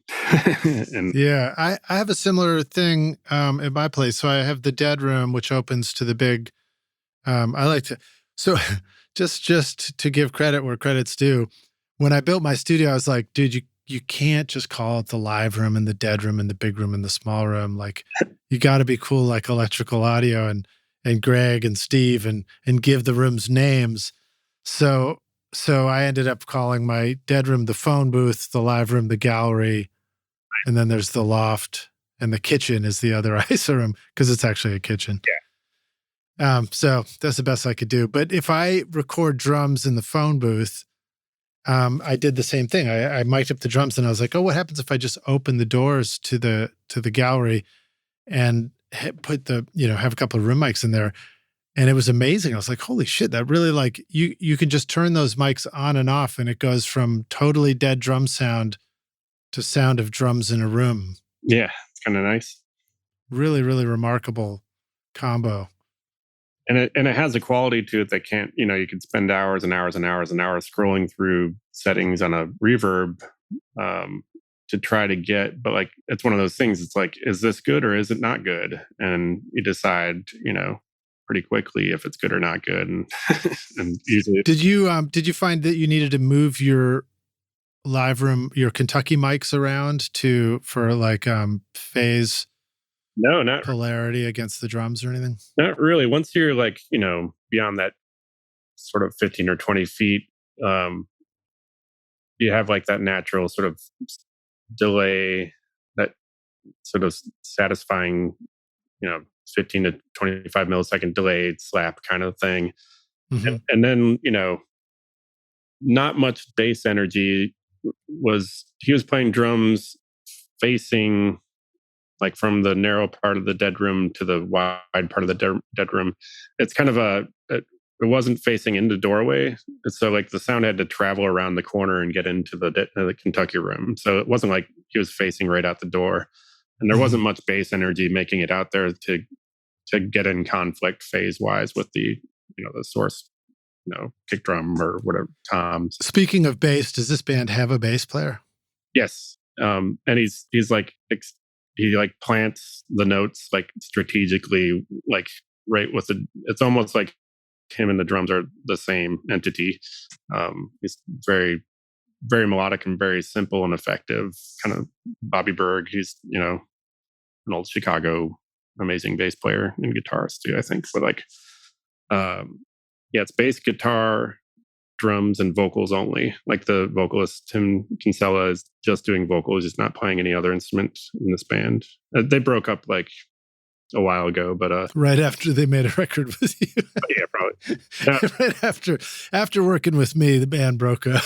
They tried it a few times, like, nah, it's not working. They broke up. No, but yeah, like, Joan of Arc, has been like, that's another Tim Kinsella project that sort of just weaves in and out of, time. It's a constant sort of thing. And he and all his friends like will have other sort of side projects, and this was like a big side project. I think it's not a side project; it's its own band, but like but it was one of those sort of in that family of friends that come up with that sort of that music community, and they'd be touring like all the time. Like that was, I think he even wrote a book about it too. Right on. Well, there's more records in your discography, and I'll keep going through them, but let me see which one do I want to. Oh, here, I'll just go to this. So, Russian Circles, Geneva. It's got a huge drum sound with lots of compression you can hear, and that one also has a bit of a chaotic, cool chaos going on with the cymbals and the swelling kind of wave-like quality to it. So I wanted to ask you, what are some ways that you set up your drum recording, despite whether it's, the chaotic cymbal kind of band or something different, but there's a quality in the drums that there's a consistency across your records. that also gives sort of a three-dimensionality to the drums. They don't sound hyped up. They just sound cool. Like you just hear the power of the drummer in a space. And there's a three-dimensional quality to it too, which I really dug.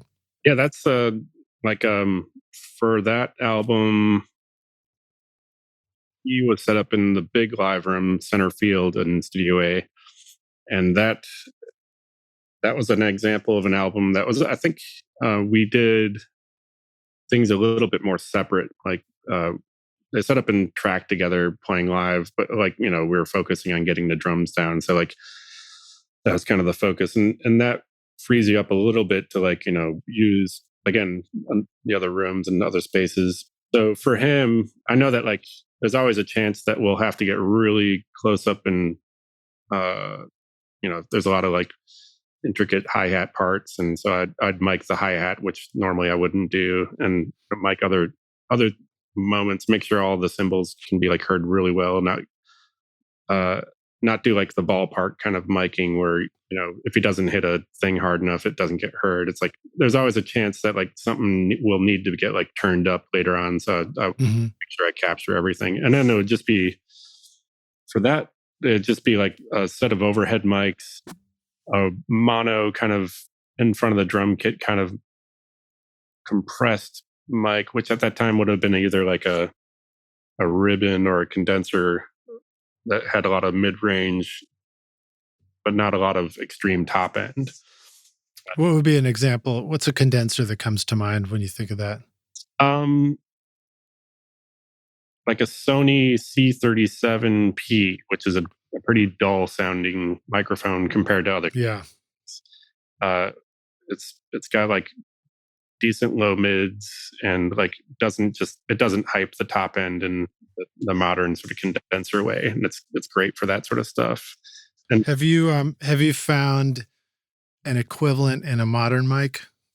I'm trying to think. That's always kind of my search, is finding a full range unhyped condenser mic. I feel like the Soyuz microphones have that quality. I mean, there's a little bit of top end clarity, but I don't think it's like as zingy as a lot of other microphones. I'm trying to think. The Sony, I'm a big fan of all the Sony stuff.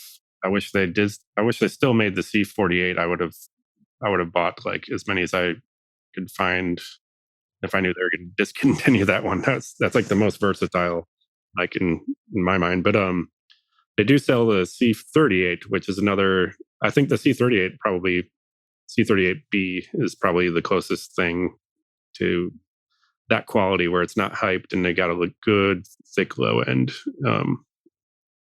And I've heard the new that new Neumann reissue of the M47 is supposed to be like that, or M49 rather. It's supposed to have that quality. I'd really love to try that thing out because I love that original mic. And if they're doing what they did with the FET47 remake and the U67 remake, I hope that this is similar. I know they can't get the tube, but they can still get close, I think. But yeah, the C38B, that Sony mic, is probably the closest thing that's convenient. For some reason, I started selling that again and took out the C48, but whatever. That's a great guitar mic as well. Okay, cool. Not necessarily the cheapest mic, but right. I just pulled it up on Amazon. $2,100 on Amazon. Okay, you used to be able to get like those for $800, like the 70s version. Well, it's our fault because we talk about them on podcasts, so that's worth it. Well. I think I heard the remake. I heard the new version of the C38, and it sounds exactly like I want it to sound. Whereas like the old one was kind of noisy, had a low output, and was kind of noisy because it was like 1970s tech, with phantom power. Just like it's just a little bit noisy, and it's known for having a really high. You can drill it with really high sounds, and it won't distort. And my only complaint was like it kind of had a lower output and was kind of noisy. And so the new one sounds dead quiet, and I appreciate that at least. And so I'm just going to unconditionally recommend that microphone just because I don't know. Right on. So you would mic cymbals individually, but you'd also have a stereo pair of overheads. How do you describe the way to do that? What are the things we need to think about if we're going to put a mic on a cymbal so that we can bring it up when needed, but it doesn't, but it sounds right, not wrong? Yeah, I wouldn't say I did every symbol, but I would have like a spaced pair of overheads, and then usually it'll be like some low hanging or low riding symbol, like a ride symbol that'll be like quiet if it's a darker, heavier ride. If there's like if there's something sort of sheltered by the other symbols, I'll get something closer to that, and that'll be like, I don't mind having that being an obnoxiously bright sounding mic like a AKG 451 or like a Audio Technica 4050, because that's kind of what I'm trying to get, is just like that. It's supposed to just get that thing. But for generic, like, space pair overheads, I want those kind of like, I like having like full range mics for that. Like lately I've been using them like Beyer Dynamic M160 ribbon mics, just because it takes a lot of the edge off of the super highs. But back then it might have been Shep's tube microphones, the 221 microphones. The For him though, he does a great selection. He has a great selection of cymbals, and like I remember when we were doing that record, like they had some success leading into that record, and so he was able to get like better drums and better cymbals, and so so he came in with some great sounding like cymbals that weren't like excruciatingly loud. They're just really well tempered sort of cymbals that sounded good but didn't destroy the rest of the drum kit, which was amazing. It sounds amazing and so easy to mic up and so easy to record that kind of stuff, because you can then use the room mics in a much more fruitful way, because it's not just being like washed out by super loud cymbals, which a lot of like metally or loud bands, you have these deafening cymbals that just kind of like ruin everything. It's great in a club. Like when the drummer shows up and they have one of those bell cymbals, it looks like an upside down bowl. Yeah. And then, or they have the cymbals where the giant circles are cut out of them. Yeah. I don't know what those are supposed to be, but the China crash. Yeah, all those.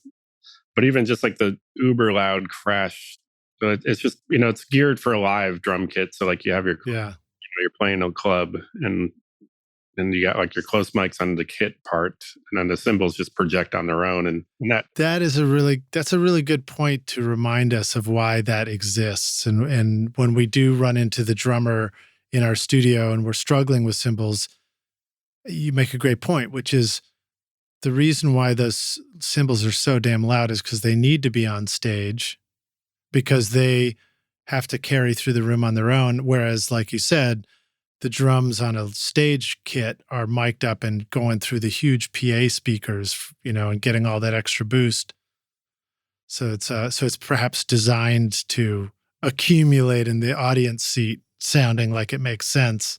Yeah. But in the studio, you're just like, the cymbal is like way too much against the rest of the drum, and for mics so close by, I guess. Yeah. And thankfully he has a good sort of discipline about like hitting the drums at like a good velocity, I guess you would call it. I hate that word for hitting hard, but like, but yeah, there's plenty of bands that I'll record where they do have the super loud cymbals or the hi-hat just sitting above the snare drum, and then they do blast beats or what have you, and they're hammering the hi-hat and tapping on the snare drum, and that's like the age-old like quandary of a rock metal engineers trying to dig out that snare drum like from the hi-hat hammering, and that's where triggers probably come in handy. Yeah. Get yourself a trigger. Otherwise, we'll end up with like with the snare drum. Well, and it's funny, it's like things sometimes for drums, in all fairness to drummers, it is the most complex instrument we're usually recording on a session. So there's a reason why it gets a lot of attention and has challenges. But, there are those experiences where a drummer might not really know what the drums are sounding like until it gets recorded and it's under a magnifying glass. And it's like, oh, okay, now I see what's going on with this part. Or, the drummer gets to the chorus, and if you really pay attention, you're like, you'll notice you're actually playing the snare quieter in the chorus. So the chorus is not really sounding more powerful than the verse because of that. Yeah, yes.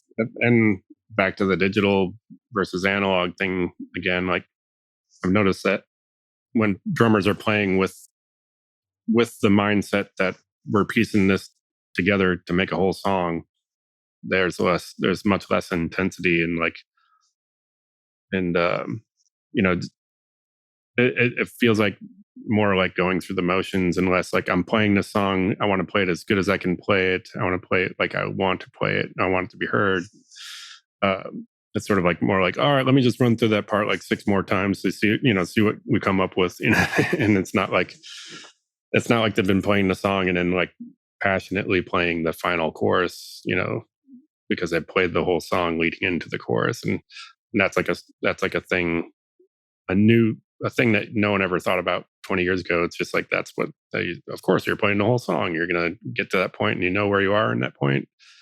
But now you have to sort of like, remember, this is the final chorus and you're excited. So let's hit that final chorus and play excited. Okay, 1, 2, 3, go. It's like, Yeah. Let me present to you our record that we stumbled into by accident. it's like, and then trying to, get in this weird thing. It's like, it doesn't seem like it steps up in intensity. Like, what can we do and heighten that artificially with faders? Yeah.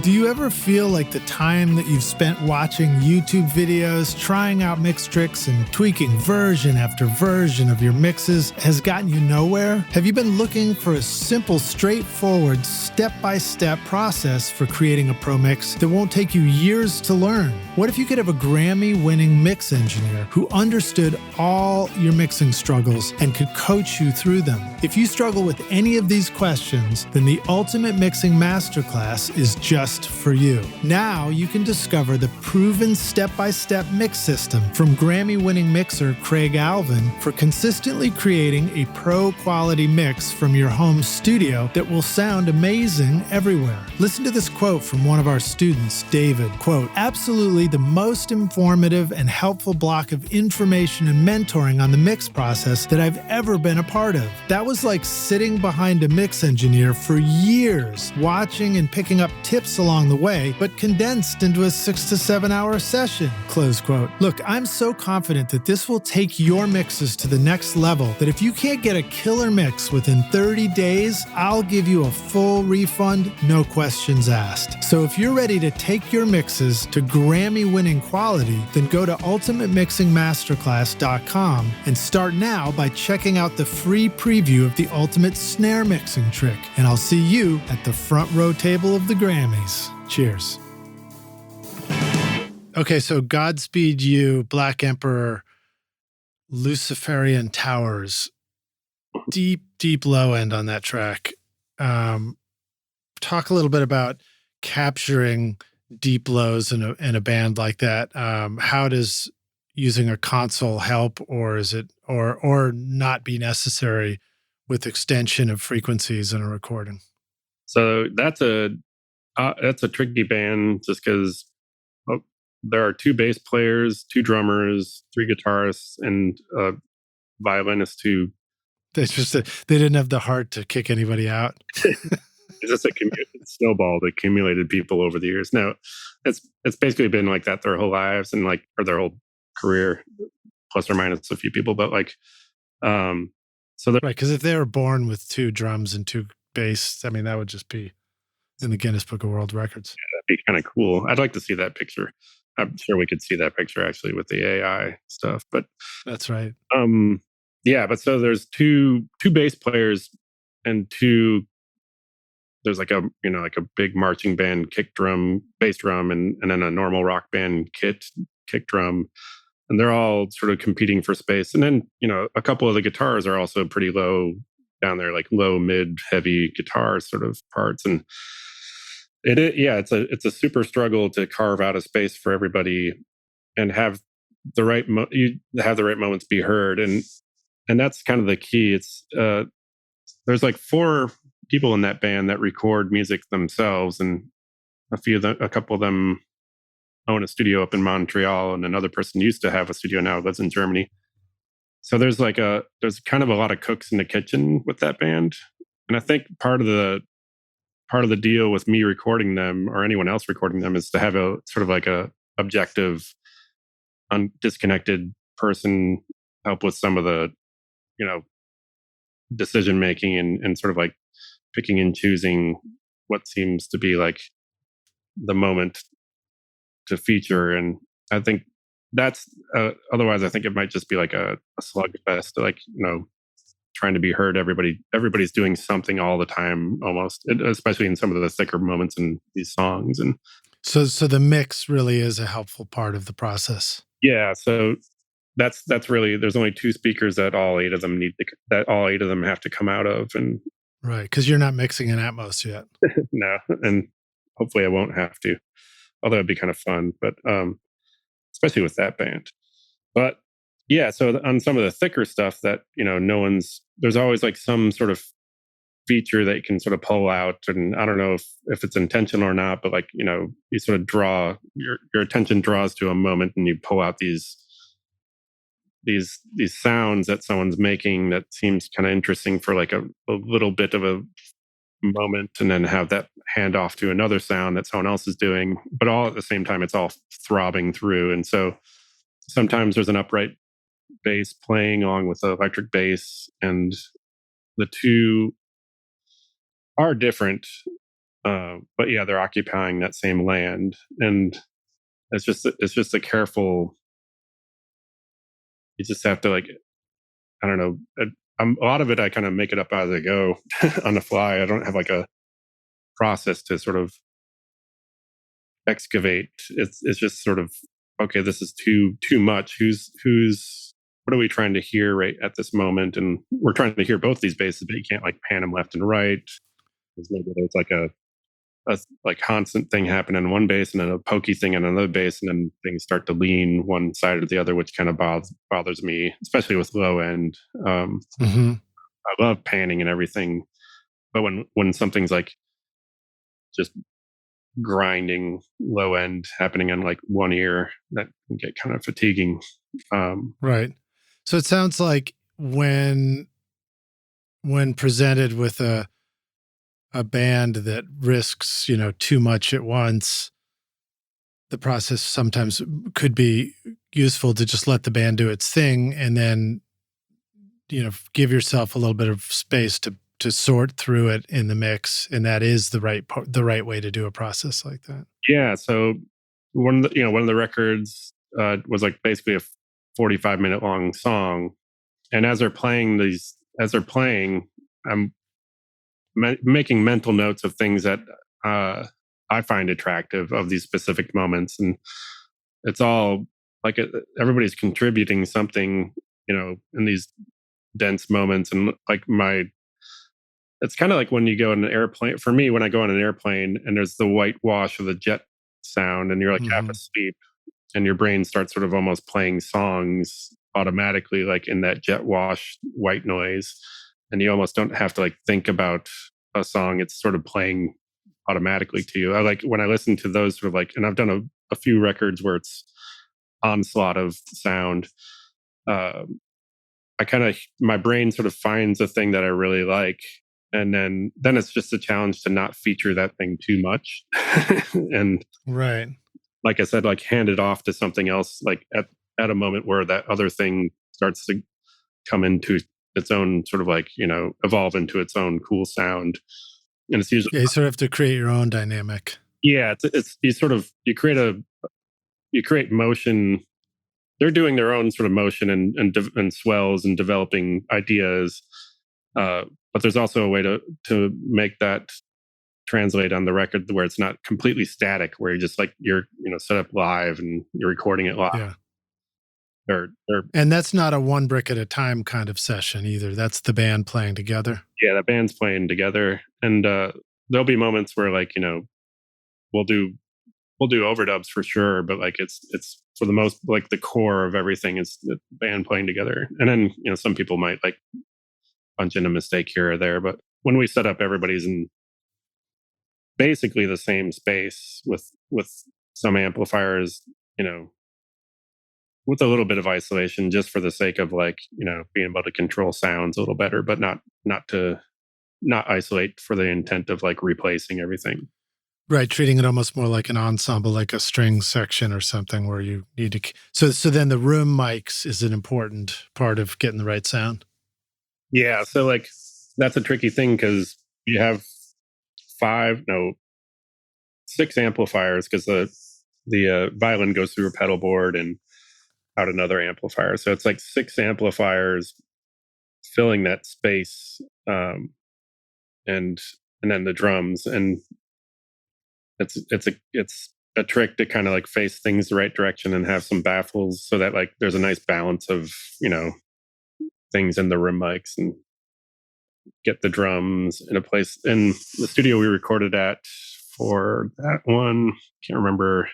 There's a bunch of booths that the amps were in, but we would have the doors open so they could sit in front of the booth with their amp playing. You could feel the amp energy hit them in the back while they're playing, but it wasn't like filling up the room where the drums were like completely. So you couldn't use the room mics in the drum room. You could actually use the drum mics. I see. So that you'd have room mics for the drums, and then a little bit of the amps, just enough sort of bleeds into that room too, but it's not overpowering. So those are the room mics that might be getting a little bit of everybody and everything. Yeah, when you turn up those room mics, it's mostly drums, and then like you could almost just like high pass filter out the blur of the drones of other stuff going on. Um, Another band, Call Me Lightning, Soft Skeletons, that's got another huge bass, deep bass amp sound. yeah, And I wondered if you want to talk a little bit about how you would have recorded yeah. a bass like that. That's the drummer in that band was the guy I was talking about from Milwaukee, Shane Hostetler. But the bass for that, I think he had an SVT cabinet, and talking about like gear that was set up to fill a club and not a recording studio. I feel like that's great in a club, and you can definitely play in lots of places that have shitty PAs and all that sort of stuff. But in the studio, that's kind of what my go-to when I see that come in is like, oh, hey, do you mind if I just set up this 115 Beats cabinet with a, you know, solid state trainer amp at the same time? And usually they're fine with that. And what that does for me is like fill in that mid-range gap that like the SVT cabinet like tends to have in the control room. So the SVT, I'll capture the super low end from that thing with like a low end pickup mic, like a microphone that is great for that, like a Biodynamic M380 or even like a Shure Beta 52. Sounds like the good subs and the good lows, everything below 200 hertz, basically just capture, you know, off of the SVT cabinet. And then I put a, you know, like basically guitar amp mic in front of the trainer cabinet, which has got all that grindy mid range and low mid and high mid region, and then blend the two together to come up with the bass sound. And then you have like sort of like a high and a low kind of blend, and you get that sort of like deep Beechwood aged bass from the SVT, and then like just the annoying nasally harshness of the trainer amp. And so that's kind of like a lot of people come in with an SVT, not so much anymore, but a lot of like rock bands would come in with that giant SVT, and like it was always like a, all right, how am I going to work around this fucking monster? It's like, yeah. Well, it's just some funny things. One is, I love that you said the deep Beechwood aged bass, but an interesting thing to pay attention to is that the SVT 810 cab is actually 8 10-inch speakers that make up the bass cab, and that's where all the giant lows are coming from. And the place where you're getting mid-range is the Dietz cab, which I bought one for my studio specifically because of working with you guys up there and and loving that sound. And that's actually a 115-inch speaker with this ported. So it's sort of ironic that the low end comes from the one with the little 10s in it.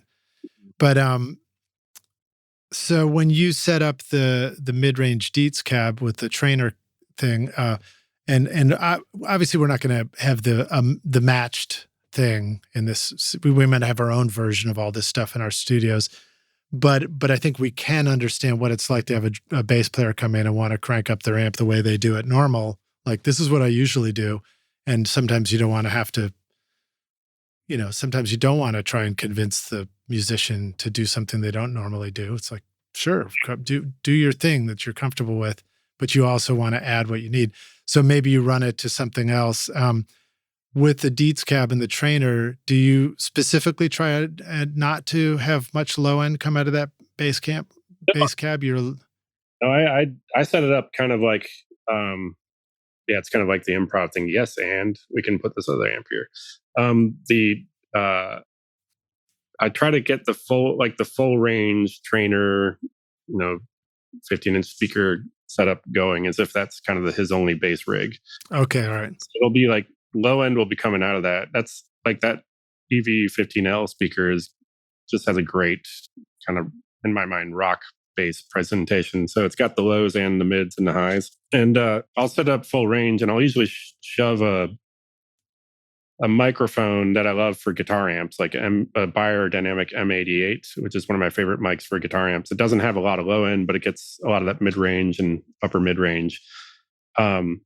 That mic, or even like a Sennheiser 421 type microphone, or like an EV RE20 or PL20, or something, that's going to get a lot of the body, but not necessarily the subby side of the trainer 15-inch cab, because that trainer 15-inch combo can put out some subs, but not a ton of it. And a lot of times I find that, like, over the course of like the session, we start favoring the trainer a little bit more and more, and it ends up being mostly trainer or whatever the amp is. And then, like, with the augmentation of the low end from the SVT, that ends up a lot of times being the combination that ends up being mixed is trainer, or the mid high end heavy kind of amp favored a little bit more, with some like subby low end added by the SVT. Yeah.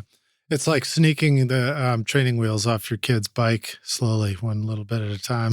Yeah, and I'm not doing it like deliberately. It's just like, I don't know. I guess I just haven't been satisfied. I don't think anyone gets satisfied when you try to mic the SVT up and you come into the control room and you're listening on bookshelf speakers, and the bass player's like, that doesn't feel or sound anything like what I'm used to when I'm like standing next to this refrigerator that's shaking my bowels. It's like, yeah, it's not going to sound like that in the control room. But when you're playing that loud, how like your hearing compresses, like your hearing curve starts to compress, and you start hearing the intricacies of the mid range and the high end. You hear that more detail the louder things get. Like the bass sort of like isn't as loud, comparatively speaking, to those high end things. So you're in the room with that SVT blaring and crushing, like in your practice space or even on stage. Like, it may be deafeningly loud low end, but you're picking up that mid range and high end easier at that volume. But like clinically, the bass is a lot louder than the high end, and so like that's what comes across on a microphone. And even if you mic it from a distance and you're trying to get the assembled sound of that whole cabinet, it's like, it's just the way your hearing compresses that frequency spectrum. It becomes more flattened out, and you can hear some of the high end a little bit better the louder it is. And I think that's the trick. Like they're hearing that high end when they're playing live or when they're playing in the practice space. But if you shove a mic in front of it and then play it back at like stereo volume, all that you're really hearing is the low end coming out, and you don't get that sensation. So like, it's just a matter of trying to recreate that in the control room, that sort of like clarity and presence that they have when it's like deafeningly loud. Do you have time for another question? Of course. Oh, right. I'm going to jump to guitars real quick. Guided by Voices, Earthquake Glue. The guitars sound great. They're also kind of bright, but it doesn't sound like EQ got us there. So I wondered if you wanted to talk about your mic choices for guitar amps. Do you sometimes select bright mics or condensers for guitars as well? And what are some thoughts there about getting a great guitar sound?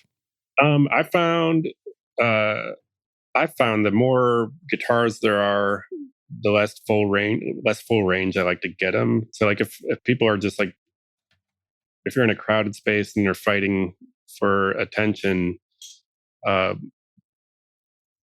I feel like that's when like you sort of have to ditch some of the more low end heavy microphones. If it's just a power trio, like 3-piece band, like um, you can afford the space of having like a full rich guitar sound with multiple mics capturing like all the elements of what's coming out of like a cool sounding guitar amp. And you'll have room to play it all. You'll have room to mix it all in there.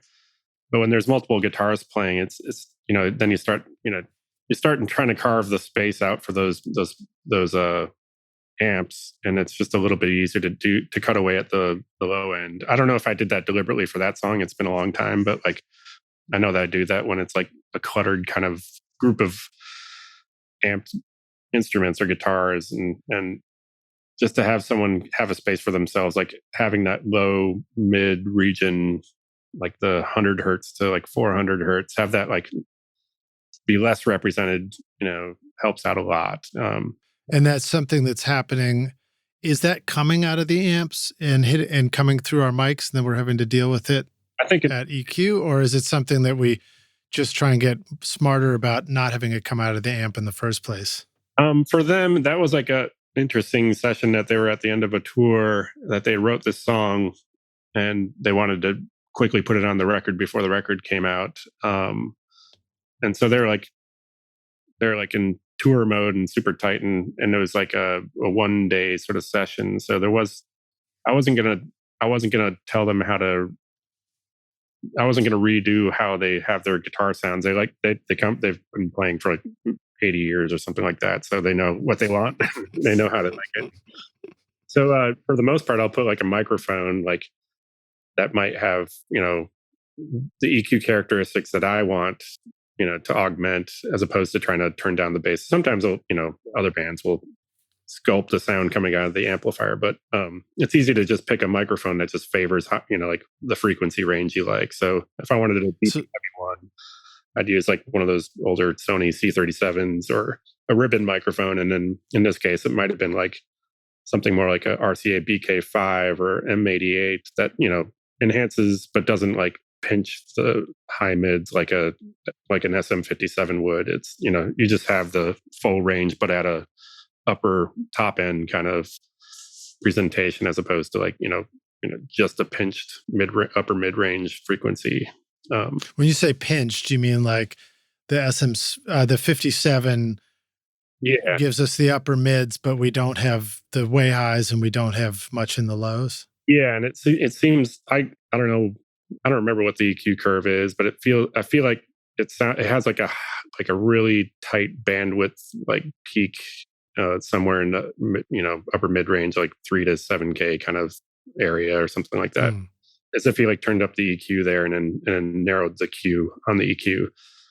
That's what I think is pinched. Like the snare sound on a 57 is like, it's like perfect. It's like sharply focusing in on this crack kind of scenario that works great for live, sound and all that stuff. But on a guitar amp, if you listen to that next side by side to another dynamic that's a little more full range, like a M88 or 421 or SM7, like you can hear how exaggerated that EQ pinchiness is on the 57.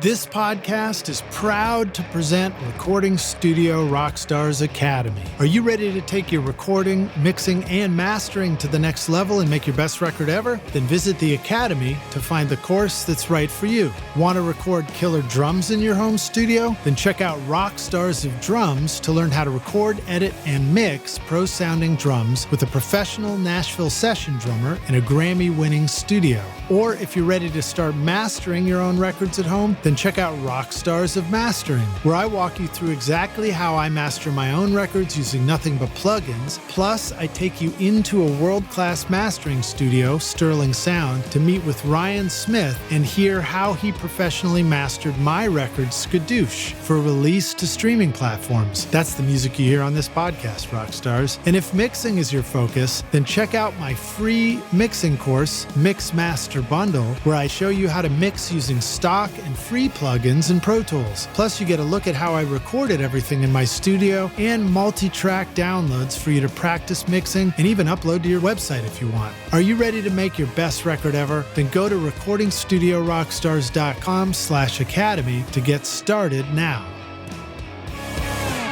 Why do I reach for the high-end EQ on a snare, a 57 on a snare so much? Yeah, I was just down at Matt Talbot's studio and outside of Champaign and Tolano. He's got a studio. He's like guitarist and singer from Hum. We were just recording some demos, and like we were talking about how we just have a craving to turn up the high frequency on snare drums and trying to find the right mic to capture that. I think it's just recreating that sensation, kind of like the SVT, where like you're standing in front of the drum kit, and when someone hits the snare drum, you have that like wince reaction. It's like so bright and so loud that it causes that wince reflex. And when almost the opposite from the bass amp situation, when you come into the control room, a lot of the microphones don't capture that like intense transient perfectly, and it doesn't come out of the speakers perfectly. And it's like you don't have that wince moment because it's coming out at 70 dB as opposed to 130 dB or whatever it is when you're standing in front of it. Yeah. And so like the quick and easy thing is like, let's turn up that treble to make that crack, get that crack in there. And so you kind of just, I like the crack. I like the crack and the body, and I like heroin. And so I want all the three to work together. You don't want to wait till you're 70 something either. Yeah. I wish I could take heroin now to get to the age of 70 and forget about between now and 70. Anyways, the microphone that seems to work really well for like that crack, that like super high end transient crack. We found it. Steve showed me this when I paid attention to him. It's an Altec 175 tube microphone. It's like a cathode follower tube microphone, which means it can take a punishing level, and it just happens to have like a really high frequency, sort of like good response. Like, and it seems to get that wince factor if you turn up the control room volume, to a suitable level. But yeah, I don't know. I feel like a lot of people are wanting that for a lot of rock music too. Yeah.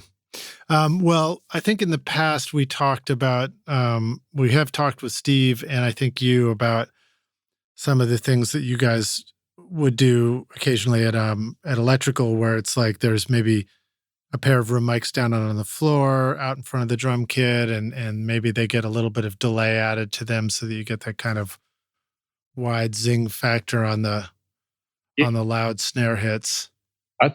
Steve tends to, his explanation for why that seems to work, and I've heard it, like I've gone to these like weird recording seminars where we sort of do these tape session demo things, and I've heard him explain it a few times, and it's good and accurate. Like you're delaying things, so like you're getting past this sort of comb filtering zone with some of the drum mics blending together in a bad way. But I think it's a lot more simple than like some of the more complicated explanations. Like he'll put those PZM, when they put an Omni mic on the ground, on a floor or a long surface, it's a pressure zone microphone, basically a PZM mic. And it's a great full range omnidirectional pickup. And typically he'll have a pair of those on the floor, 4 to 8 feet away from the drum kit. And then he'll delay those microphones about 20 milliseconds. And it puts that signal, those floor mic signals, beyond the sort of the comb filtery problem of having a smattering of pickups of someone hitting a snare drum, hitting 16 different microphones at the same time. In my mind, what it's actually doing is sort of emulating what the drummer is hearing. So like when you sit down at a drum kit in a fairly live room and you start playing, you're hearing yourself bounce off the opposite wall and then reflect back upon you. And whatever that distance is in a normal room, if you're 10 or 15 feet away from the walls, so that's 30 feet. The sound travels like 30 feet on its way back to you when you hear that like reflection, and it's got that cool sort of delay, and everybody sort of knows that sound when they play drums in a live-ish room. They feel that sound, and usually it sounds really cool. And so by delaying those PZM microphones, you're basically recreating that experience. And I've sort of developed a way to kind of get that sensation, but also get kind of the low end cohesive. I mean, obviously Steve's records speak for themselves and they sound awesome. Like the drums, are usually pretty great sounding, and it's known for that sort of sound.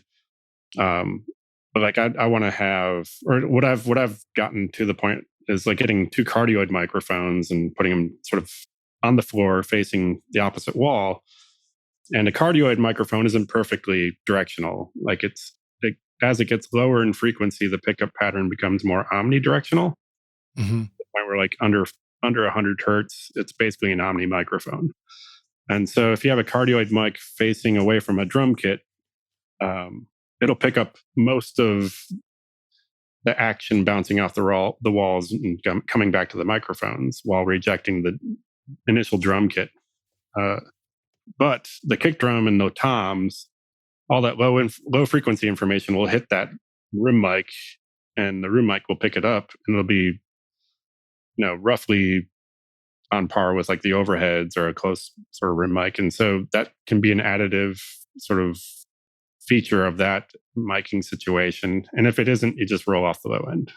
And so right, you have that natural, like sometimes if you do the 20 milliseconds delay thing, you hear like a flutter of like kick drum, and that always bothered me. And I was always like, okay, this is like a cool thing. This is a cool sound, but I don't like the way like there's a little flutter noise with like the kick drum, and how can I stop that from happening? And this is like the way I came up when I want to emulate that sort of sound. This is the way I've come up with that sort of. Yeah, because the low end of the drum would be cohesive with the close mic.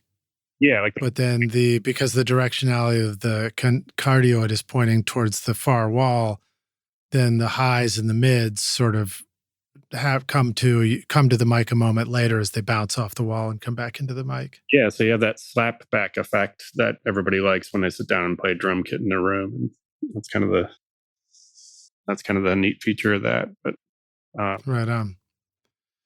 Well, let me go to a closing question here, Greg. This one's hypothetical, and I've asked you before, but it was a long time ago. It was like Guided by Voices. It was about 80 years ago I asked you this question. So I'll ask you again. It's hypothetical. We're going to take the Wayback Studio machine, and you get to go back in time and find young Greg. Maybe he's just getting into, I don't know, I forgot what your first stuff was. 4-track recorder, probably, right? Yeah. And you go back and give yourself a bit of advice. You say, here's the single most important thing you need to know to become a rock star of the studio yourself. What advice do you want to go back and give yourself if you could? Oh yeah.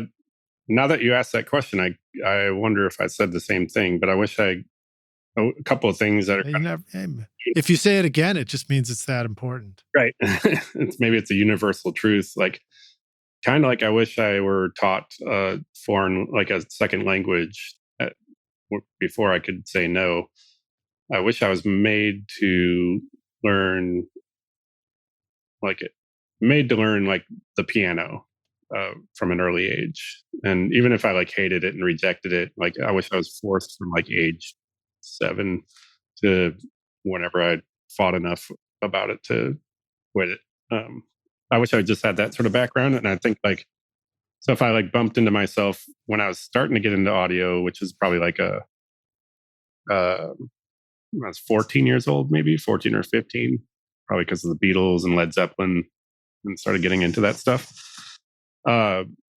I would just, if I could convince myself that anything was important, it'd be kind of like, no, you should take piano lessons. It'd be kind of handy. And I think it would be handy. It's not like I've suffered because I haven't suffered because I don't know piano, but I think it would have been handy to like be able to just sit down and play stuff out.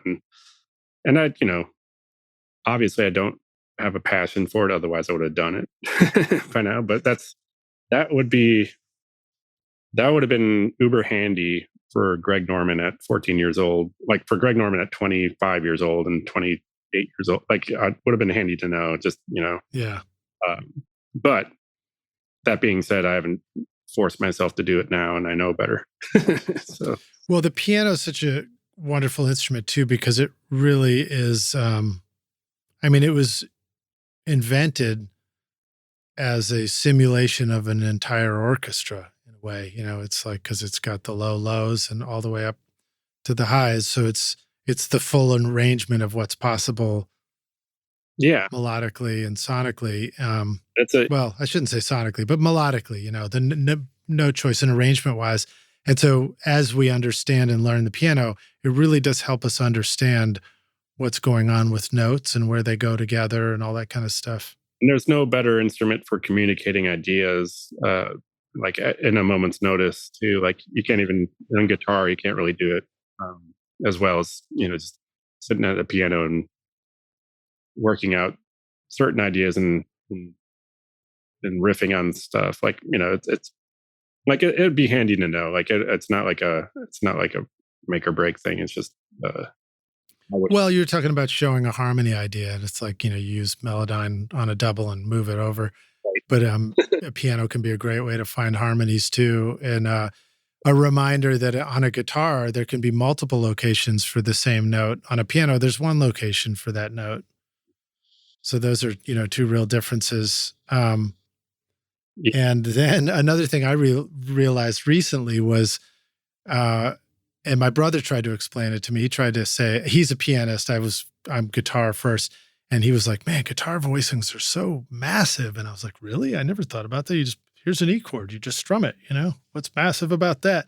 And then I went to go learn one of my guitar riffs on the piano, and you realize you're like, oh shit, you really got to go across like 2 octaves to do something that was pretty damn easy to do on a guitar, Yeah. Yeah. It's kind of interesting. I don't know. Yeah. Well, Greg, thanks for hanging with us again, man. Let the rock stars know, where would you like them to go check out more of your stuff? What if they're ready to come record their next record and they just want to reach out to you? The easiest way to get a hold of me is, there's 2 ways. Just going to like my website, normaphone.com, which I put together in about 3 hours. It's a really, really extravagant website. And then Electrical Audio on the staff page there. And I think you can just click on my face, email prompt shows up, or you could just contact the studio. But yeah, those are the 2 easiest ways to get a hold of me. And other than that, like, there's a phone book probably still being made. If you look up an old phone book and contact my sister who might be in it, and then she could get a hold of me or send an email to. I'm making up stuff as much as I can now. But anyways, yeah, it's Studio Electrical Audio and normaphone.com. Awesome. Awesome. Yeah, I remember the page of you at Normaphone is like, is Greg the light? Is the light shining on Greg, or is Greg shining on the light, or something like that? Someone wrote that in there. I didn't write that in. I think a lot of like stuff when we rebuilt the website, Taylor, who did most of the work, thankfully, and we owe him a debt of gratitude. Taylor's the office manager and engineer, and the guy who's been doing most of the transfer work at Electrical recently. He sort of like did these placeholder filler things, and yeah, some of them are pretty funny. Yeah, they held their place for 80 years. Yeah, at least 80. Dude, great to hang with you, man. Rockstars, thanks for listening. And Greg, I look forward to running into you again soon. Yeah, thanks a bunch. I'll hopefully see you next time in Nashville.